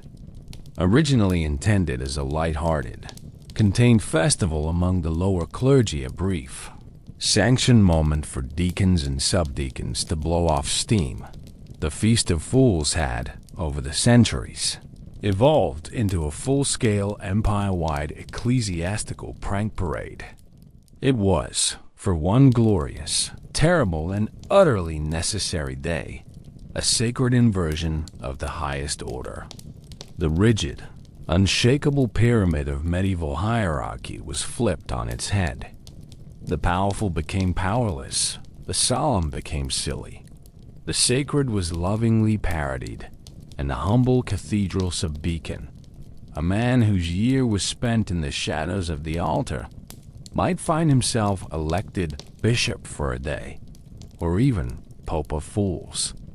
He would be robed in mock vestments, handed a crooked crozier, and crowned with a makeshift mitre, from beneath which he would deliver a sermon that was often suspiciously goat-themed and deeply heretical. This year, the magnificent Romanesque cathedral in the ancient imperial city of Speyer was the site of a particularly inspired and chaotic celebration. The madness began subtly at the cold pre-dawn service of lauds. A single monk, his face obscured by a grotesque, papier-mâché pig snout he had fashioned himself, began leading the morning chant in a high, squealing falsetto. The sound, a bizarre and porcine parody of Gregorian chant, echoed through the vast, cold space, startling the few genuinely devout attendees and causing a ripple of suppressed giggles to spread through the choir stalls. By the time of prime, as the first weak light of the new year filtered through the high stained glass windows, the entire choir had joined the rebellion. The solemn, resonant amen that concluded each prayer was replaced by a cacophony of farm animal noises. A chorus of moos, oinks, and bleats would erupt from the choir, a barnyard doxology that scandalized the canons and delighted the novices. The actual long-suffering Bishop of Speyer, a man of genuine piety but limited patience, had seen it all before.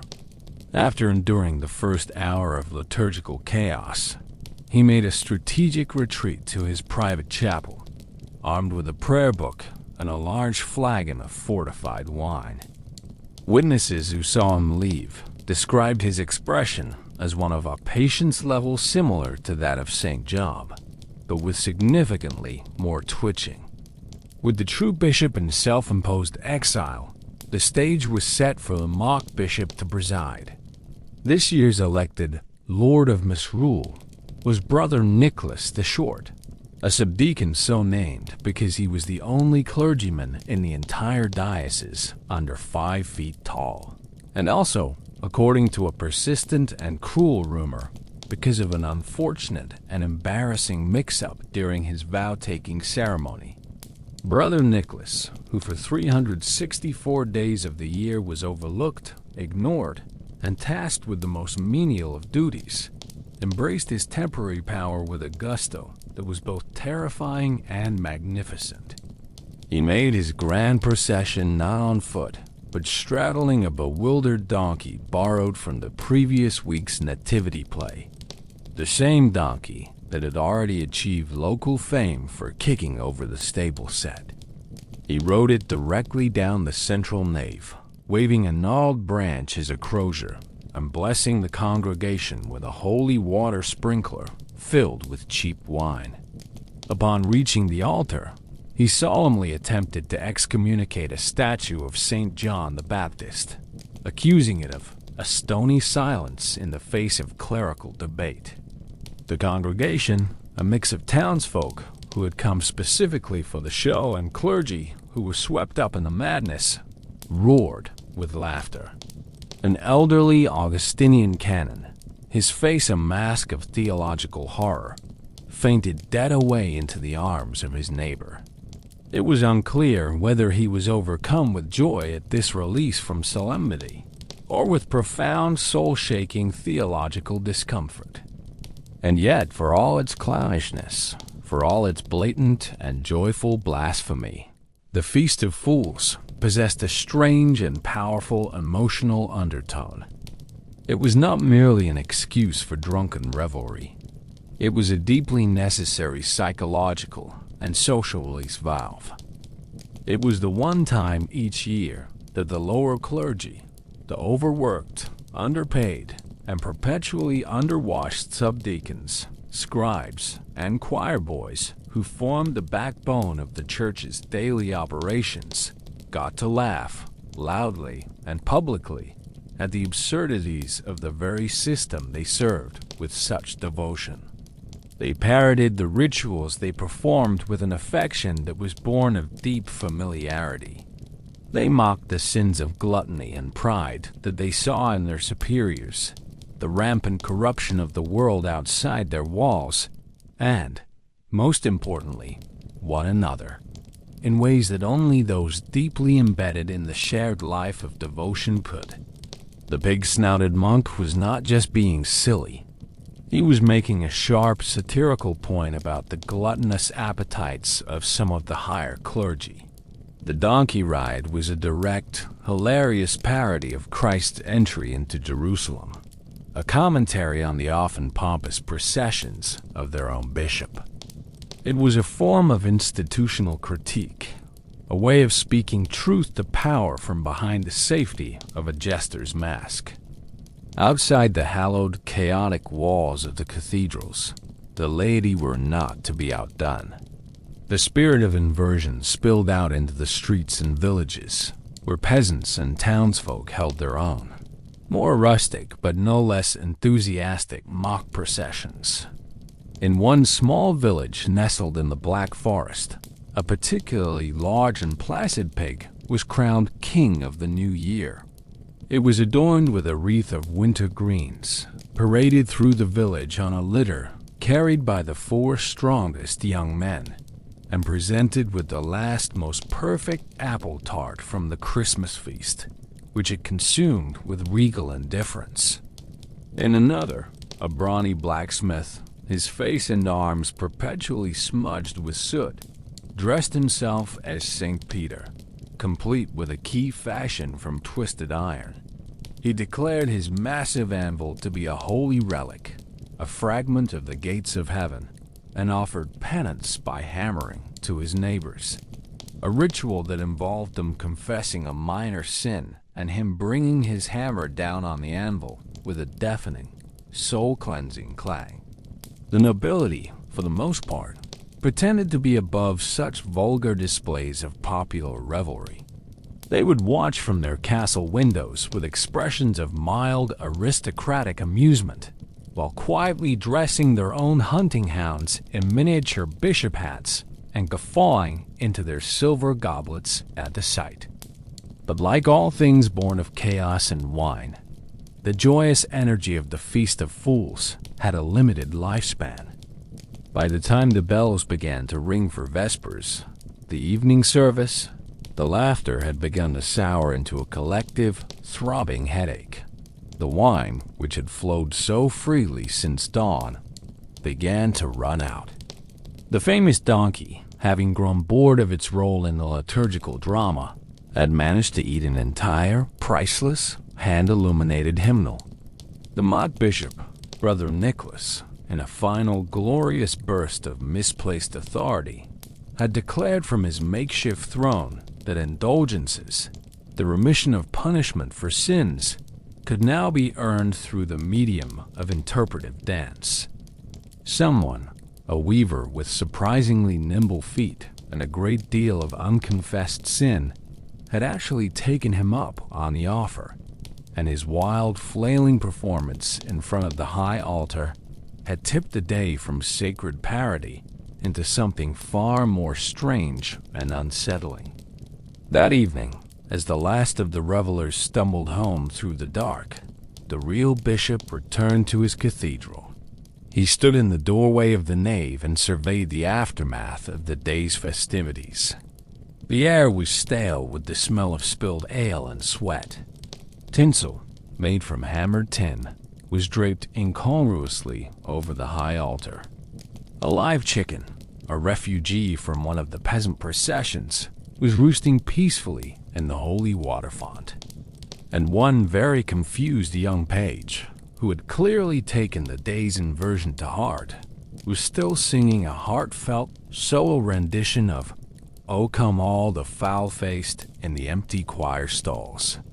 The bishop surveyed the beautiful wreckage of his sacred space, the remnants of a day of glorious, necessary madness, and quietly muttered to his weary chamberlain, "Let us never, ever speak of this again." But of course they would. They would speak of it all year, in hushed, laughing tones in the scriptorium, and boastful retellings in the tavern, because in the feast's ridiculous, chaotic, and deeply profane inversion lay a profound and sacred truth. It was a reminder that joy and absurdity were not the enemies of the sacred, but were, in fact, essential components of it. It was a lesson that holiness could, and sometimes should, wear a jester's cap. It was a day when the fools, for once, were the wisest people in the empire, reminding the faithful, the powerful, and the pious how to laugh at the world, at themselves, and at the things they could not control. It was a necessary exorcism of solemnity, a great cleansing belly laugh in the face of a long, hard winter and uncertain future. And by the next morning, as a cold, clean, and blessedly quiet dawn broke over the empire, the world had been set right again. The pig's snout was put away. The donkey was returned to its farmer. The real bishop was back on his throne, and Brother Nicholas the Short was back to being overlooked. The Holy Roman Empire was back to normal, mostly. As the whirlwind of feasting, fasting, and festive chaos finally began to lose its momentum, the 6th of January arrived across the Holy Roman Empire with the quiet, solemn dignity of a grand feast that had absolutely nothing left to prove. The 12 days of Christmas, that long and rambling journey that had begun with the hopeful quiet of Advent and crescendoed through the raucous joy of Christmas and the cathartic madness of the New Year, now reached its stately, resonant conclusion. It was Epiphany, the day of the Magi, the magnificent climax of the Nativity story when the three kings, Caspar, Melchior, and Balthazar, finally stumbled onto the world stage, guided by a star, to visit the infant Jesus with their strange prophetic gifts and, according to most illuminated manuscripts, suspiciously good hair. Across the sprawling, snow-dusted territories of the empire, from the grandest imperial cathedrals to the humblest parish churches, the day was marked with a profound liturgical gravity. The air within the churches grew thick and heavy with incense, a fragrant, swirling fog so dense it felt as though it could be sliced with a knife. The solemn, ancient chants of the liturgy echoed off the cold stone walls, and the readings from the Gospel of Matthew made it unequivocally clear. The joyous season of Christmas wasn't truly over until the frankincense sang and the Magi had delivered their tribute. But the profound weight of liturgical gravity, for all its solemnity and power, was never quite enough to stop the people of the empire from doing what they really came for on the Feast of the Epiphany: the cake. Ah, the magnificent Twelfth Night cake, a glorious towering confection that was part rich, buttery bread, part complex theological metaphor, and part delicious, high-stakes diplomatic minefield. This was not merely a dessert. It was a ritual, an edible oracle, the final, festive game of the season. It was baked with a lavish and almost sinful quantity of exotic spices brought from the very lands the Magi had supposedly traveled, studded with precious dried fruits and enriched with enough butter to successfully bribe a minor saint into overlooking a multitude of sins. Concealed deep within this towering, fragrant confection, a closely guarded secret lay in wait: a single, humble, dried bean. The tradition was simple, yet its consequences were vast.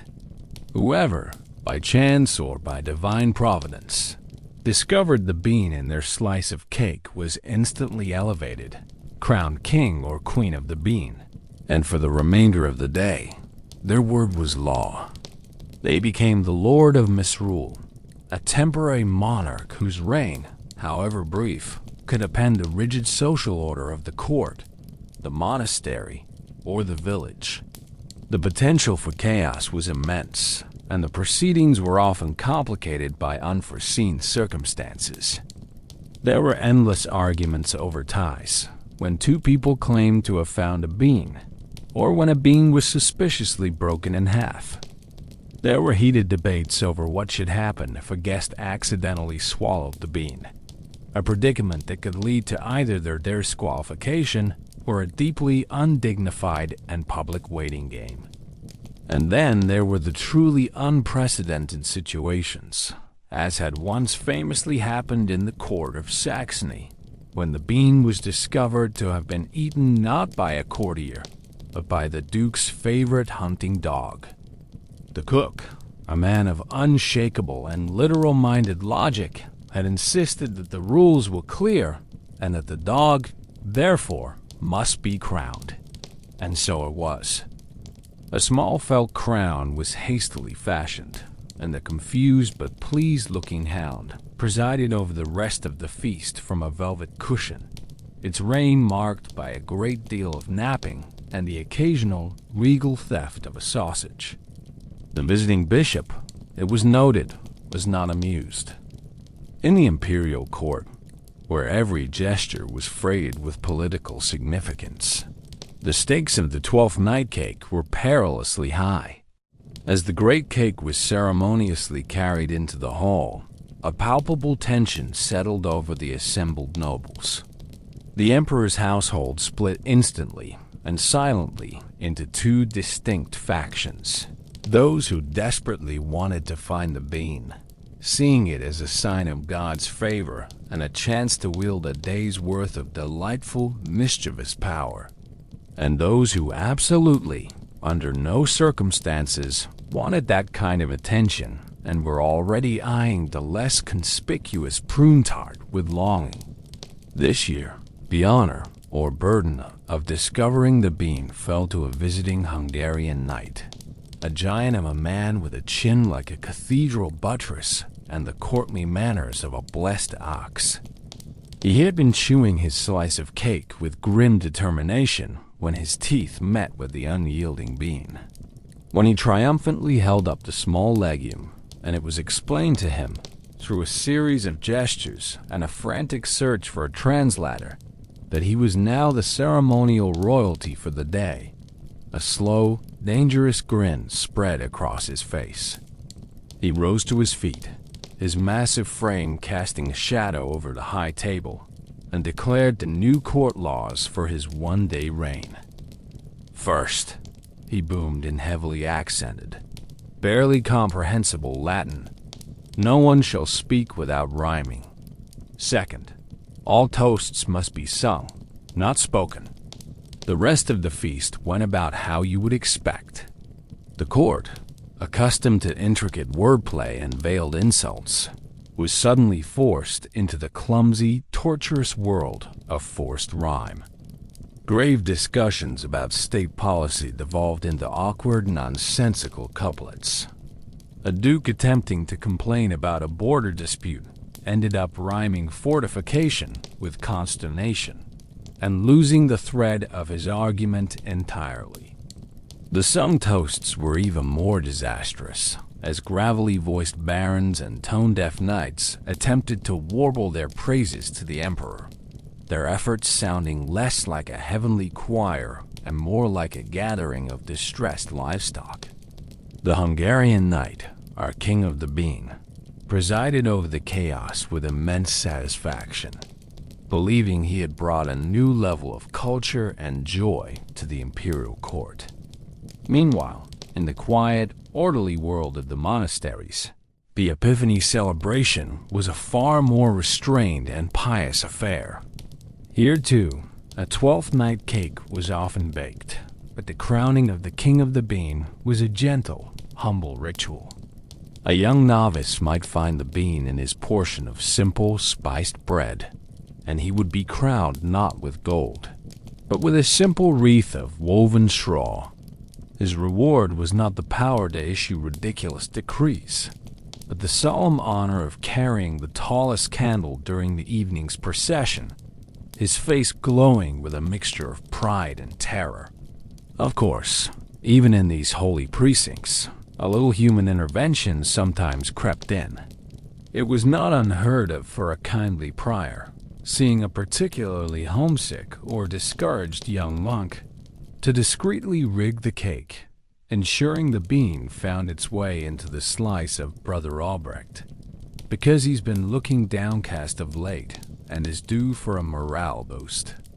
Brother Albrecht, upon finding the bean, would later give a tearful, heartfelt speech about the unpredictable nature of divine grace and the virtues of humility, all while wearing a large, slightly crooked cardboard star that the other monks had made for him. But outside the sanctified walls of the court and the cloister, things were, as always, gloriously and beautifully chaotic. In a small village near the city of Ulm, the celebration took the form of a grand local parade. 3 children had been chosen by the parish priest to represent the Magi. They were outfitted in magnificent robes fashioned from old curtains, their paper crowns painted a brilliant, gleaming gold. They carried gifts made of painted clay and swaggered through the village with an air of immense importance. Their dramatic entrance into the church, however, was somewhat marred when the child playing Melchior, distracted by a dog, tripped and fell headlong into the parish's lovingly constructed stable diorama, sending plaster sheep and shepherds flying. Not to be outdone, the child playing Casper, a fiercely intelligent and argumentative boy, loudly and publicly corrected the priest's Latin pronunciation in the middle of the Epiphany sermon. The priest, a man not accustomed to being upstaged by a 7-year-old, retaliated by giving the child playing Balthazar, who had done nothing wrong but was Casper's best friend, an extra week of penance for the collective sins of the Magi. It was a perfect tableau of gold, frankincense, and simmering tension. And then there was the theological cake fight of Erfurt. The city, still recovering from the pilgrimage of the portable Virgin, was the scene of an incident that would pass into local legend. Accounts of what precisely happened differ, as they often do when pastries are involved, but most agree that the conflict started in the Bakers' Guild Hall during their annual Epiphany feast. A prominent and famously pedantic canon from the cathedral accused the guild's master baker of a grave theological error.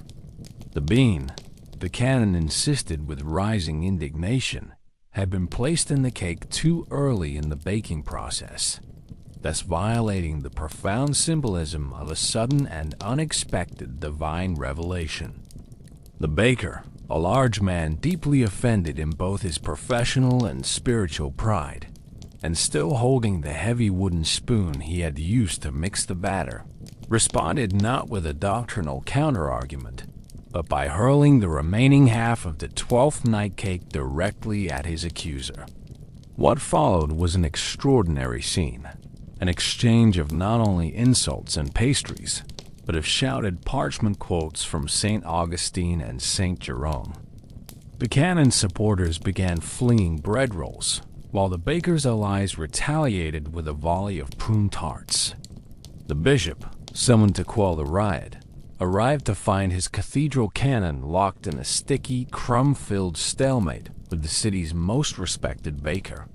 He surveyed the scene, sighed the deep, weary sigh of a man who had seen too much, and ruled the theological dispute a draw. He then, it was reported, requested a large slice of the evidence. Yet, despite the crumbs and the chaos, the dog kings and the food fights, the solemn, shining truth of Epiphany managed to glow like the final, brilliant star on the Empire's wintry wreath. The story of the magi, of foreigners and seekers, of wise men who were humble enough to follow a star, of kings who knelt before a child, echoed across the frozen stone of the cathedrals and the deep snow of the villages. It was a story about a journey and about the revelation that awaits at the end of it. And as the last carols were sung, as the festive decorations were taken down, and as the various crowns, gold, felt, straw, and cardboard were packed away for another year, the people of the Empire were left with that final, lingering message. They remembered that revelation often comes unexpectedly at the end of a long and difficult road, wearing simple robes and holding out a gift. Even if that gift is just a suspiciously chewy, bean-filled slice of cake. And then, with the final, sputtering gasp from the last overworked beeswax candle and the faint, ghostly echo of a hymn fading against the cold, indifferent stone, it was over. The great, sprawling, chaotic, and magnificent performance of a Holy Roman Christmas. A drama that had consumed weeks of preparation and days of relentless celebration had finally reached its end. The once merry bells, which had rung with such joyous and often erratic abandon for the Nativity, the New Year, and the Epiphany, now sounded less like a celebration and more like a weary, metallic sigh of unpaid overtime, their bronze voices hoarse and tired.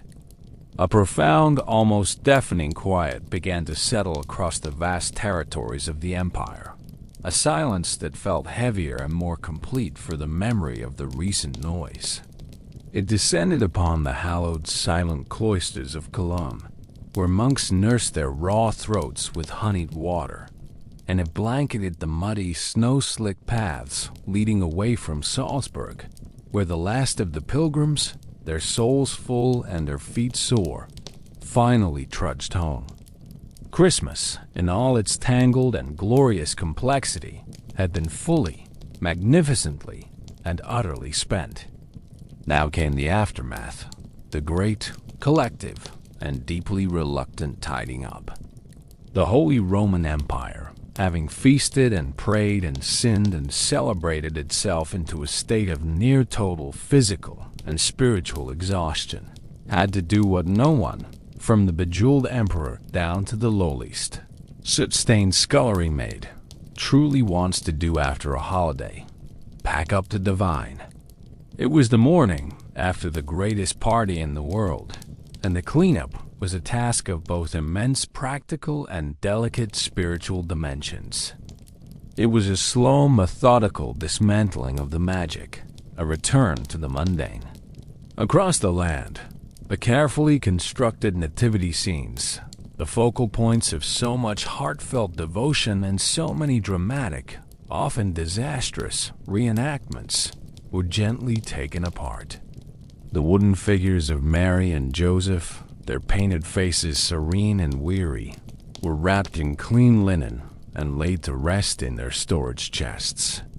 The plaster shepherds, some missing fingers or ears from the general festive enthusiasm, were counted and stored, their flocks of plaster sheep boxed up beside them.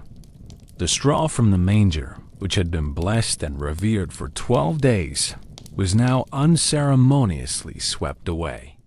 This process was not without its own minor, lingering dramas, as evidenced by an unfortunate and much-discussed incident in a Württemberg parish. The carved figure of the baby Jesus, a particularly cherished local artifact, had been left unattended for a moment during the cleanup and was accidentally and irreverently eaten by a wandering goat that had gotten into the church. The act sparked a week-long theological debate that consumed the local clergy and laity, with learned canons arguing fiercely over the nature of accidental sacrilege, the moral culpability of the goat, and whether the animal should be excommunicated or simply butchered. The goat, for its part, remained unrepentant. The statues of the saints, which had been brought out from their niches, adorned with garlands of holly and ivy, and surrounded by a forest of votive candles, were stripped of their festive finery. Their stone and wooden bodies were carefully polished with a reverent cloth, their impassive faces wiped clean of candle soot, and they were returned to their cold, lonely perches in the cathedral walls, their painted eyes once again resuming their silent, eternal vigil over the affairs of mortals. The holy relics, which had been brought out from the treasury for public veneration and, in some cases, for highly effective fundraising tours, were reboxed in their velvet-lined caskets. A weary priest would bless them one last time, a prayer of thanks for their miraculous service and a plea for their continued protection, before they were returned to the darkness of the vault under heavy lock and key. Their potent, divine power was put back into storage until Lent, or the next pressing financial need required their dramatic reappearance.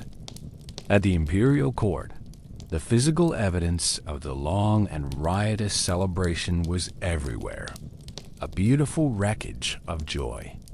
The magnificent pine garlands that had been draped with such care over every archway and tapestry were now browning and brittle, shedding their sharp, fragrant needles into the ceremonial soup tureens and onto the fur collars of the few remaining nobles. A fine, glittering dust of pastry crumbs, the ghosts of 1,000 gingerbread knights and shortbread castles coated every surface, a sweet, gritty layer that defied the servants' brooms. The servants, tasked with the monumental job of sweeping the great hall, gathered up so many remnants of the feasts that small, opportunistic birds, finding a way in through the high, unglazed windows, began to colonize the rafters, chirping a cheerful, secular hymn of their own as they feasted on the bounty. In the kitchens, the great fires, which had raged like the furnaces of hell since the beginning of Advent, were finally allowed to cool, their once roaring hearts fading to a soft, gray ash. The air, which for weeks had been thick with the rich, complex smells of roasting meat, simmering spices, and baking bread, now smelled only of cold stone, stale wine, and the faint, lingering scent of regret. Frau Ilse, the indomitable head cook, the general of 1,000 culinary campaigns, was seen heading to her small, Spartan chamber for what she claimed would be her first proper, uninterrupted sleep in 17 days. As she went, her shoulders slumped with a fatigue that was bone-deep. She was heard muttering to her equally exhausted sous chef, "Mark my words, I will never stuff another pheasant as long as I live. It is a thankless, pointless task. Unless, of course, the pheasant insults me first. Then it is a matter of honor." The nobles, too, began their great post-Christmas migration, the glittering, crowded court dissolving like a snowflake on a warm hearth. The endless, stately stream of arrivals that had marked the beginning of the season was now reversed into a frantic, chaotic exodus of departing entourages.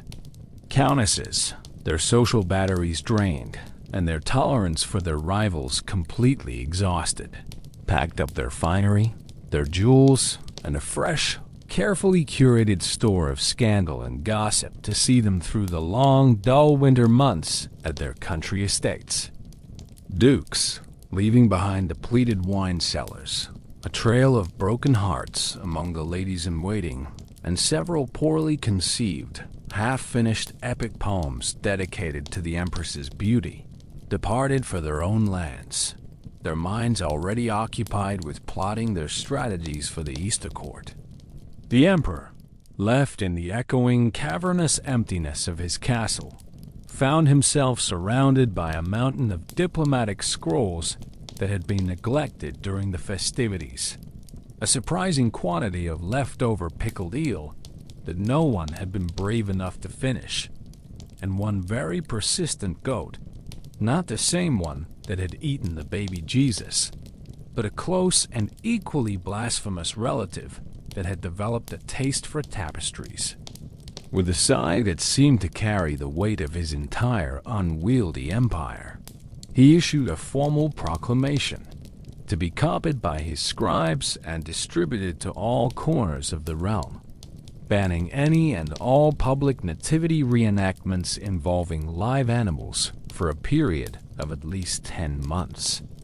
"It is for the good of the kingdom," he explained to his bewildered scribe, while gingerly removing a stray piece of pine garland from the band of his crown, "and for the preservation of our livestock, our sacred objects, and what little sanity we have left." In the profound quiet that followed the departure of the court and the final silencing of the bells, a brief, fragile, and almost entirely unrealistic season of resolutions began. It was a time for moral stock-taking, for pious vows made in the cold, sober light of a January morning, with the memory of indulgence still fresh and a slight, throbbing headaches still lingering behind the eyes. A monk in a Cluniac monastery, his stomach still reeling from the richness of the Christmas feast and the subsequent privations of the New Year's fast, solemnly vowed to his abbot that he would consume only bread and water for the rest of the year, a pledge of ascetic purity that he fully intended to keep starting, of course, next week, after the leftover 12th night cake was finished. A young knight, reflecting on a series of drunken brawls and a particularly ill-advised flirtation with a powerful baron's wife, knelt in the chapel and pledged to sin less and joust more, a practical decision to channel his aggressive energies into more socially acceptable and potentially profitable forms of violence.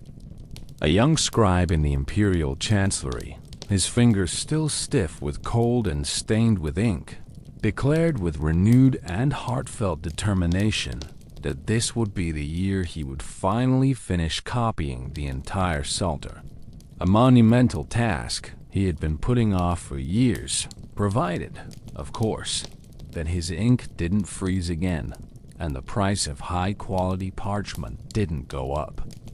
Even the shadowy community of relic thieves and pickpockets, it was said, seemed to enter the new year with a sense of vague, professional repentance and a shared complaint of slightly frostbitten toes, vowing to be more discreet in their future endeavors, and perhaps to focus on summer pilgrimages for a change.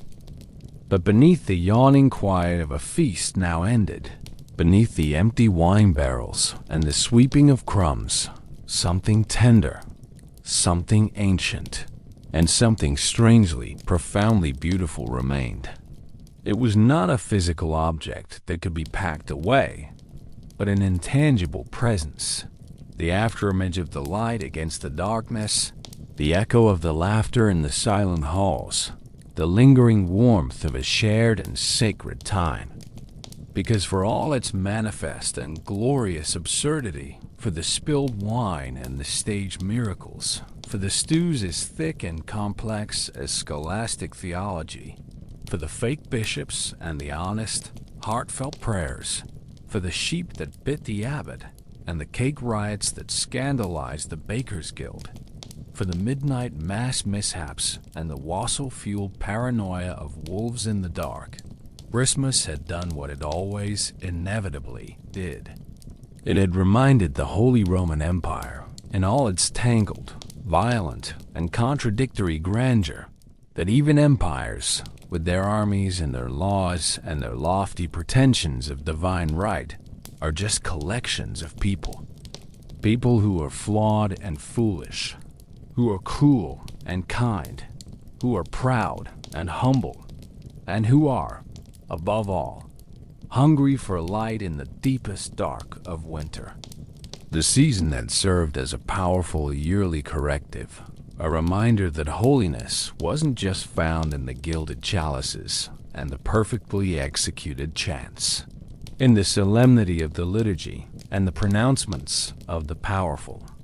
It was also, and perhaps more truly, found in the raucous, unrestrained laughter echoing through drafty, torchlit halls.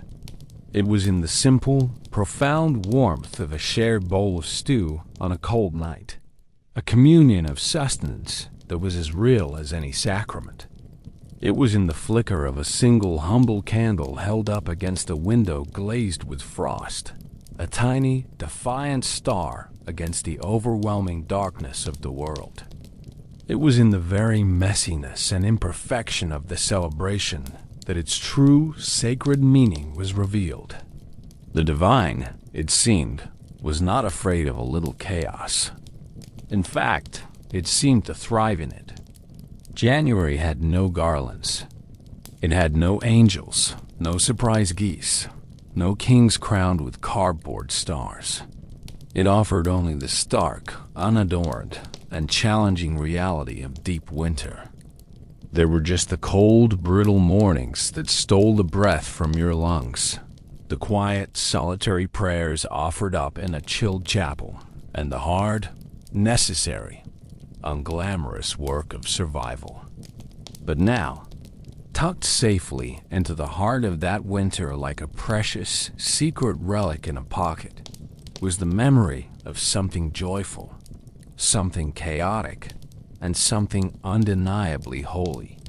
It was a warmth that would sustain them through the long, lean, and often frightening months to come, a story they would tell and retell by the fire until the cycle began anew. The Empire, as one, exhaled. The great, frenetic, and exhausting performance was over. The snow, indifferent to the dramas of men, the rise and fall of kings, and the theological implications of a goat eating a statue, kept falling, blanketing the land in a clean, quiet, and forgiving white. And somewhere, deep in the frozen heart of the mountains, in the silent, inexorable turning of the stars and the slow, imperceptible lengthening of the days, the next Christmas had already, quietly, begun counting down.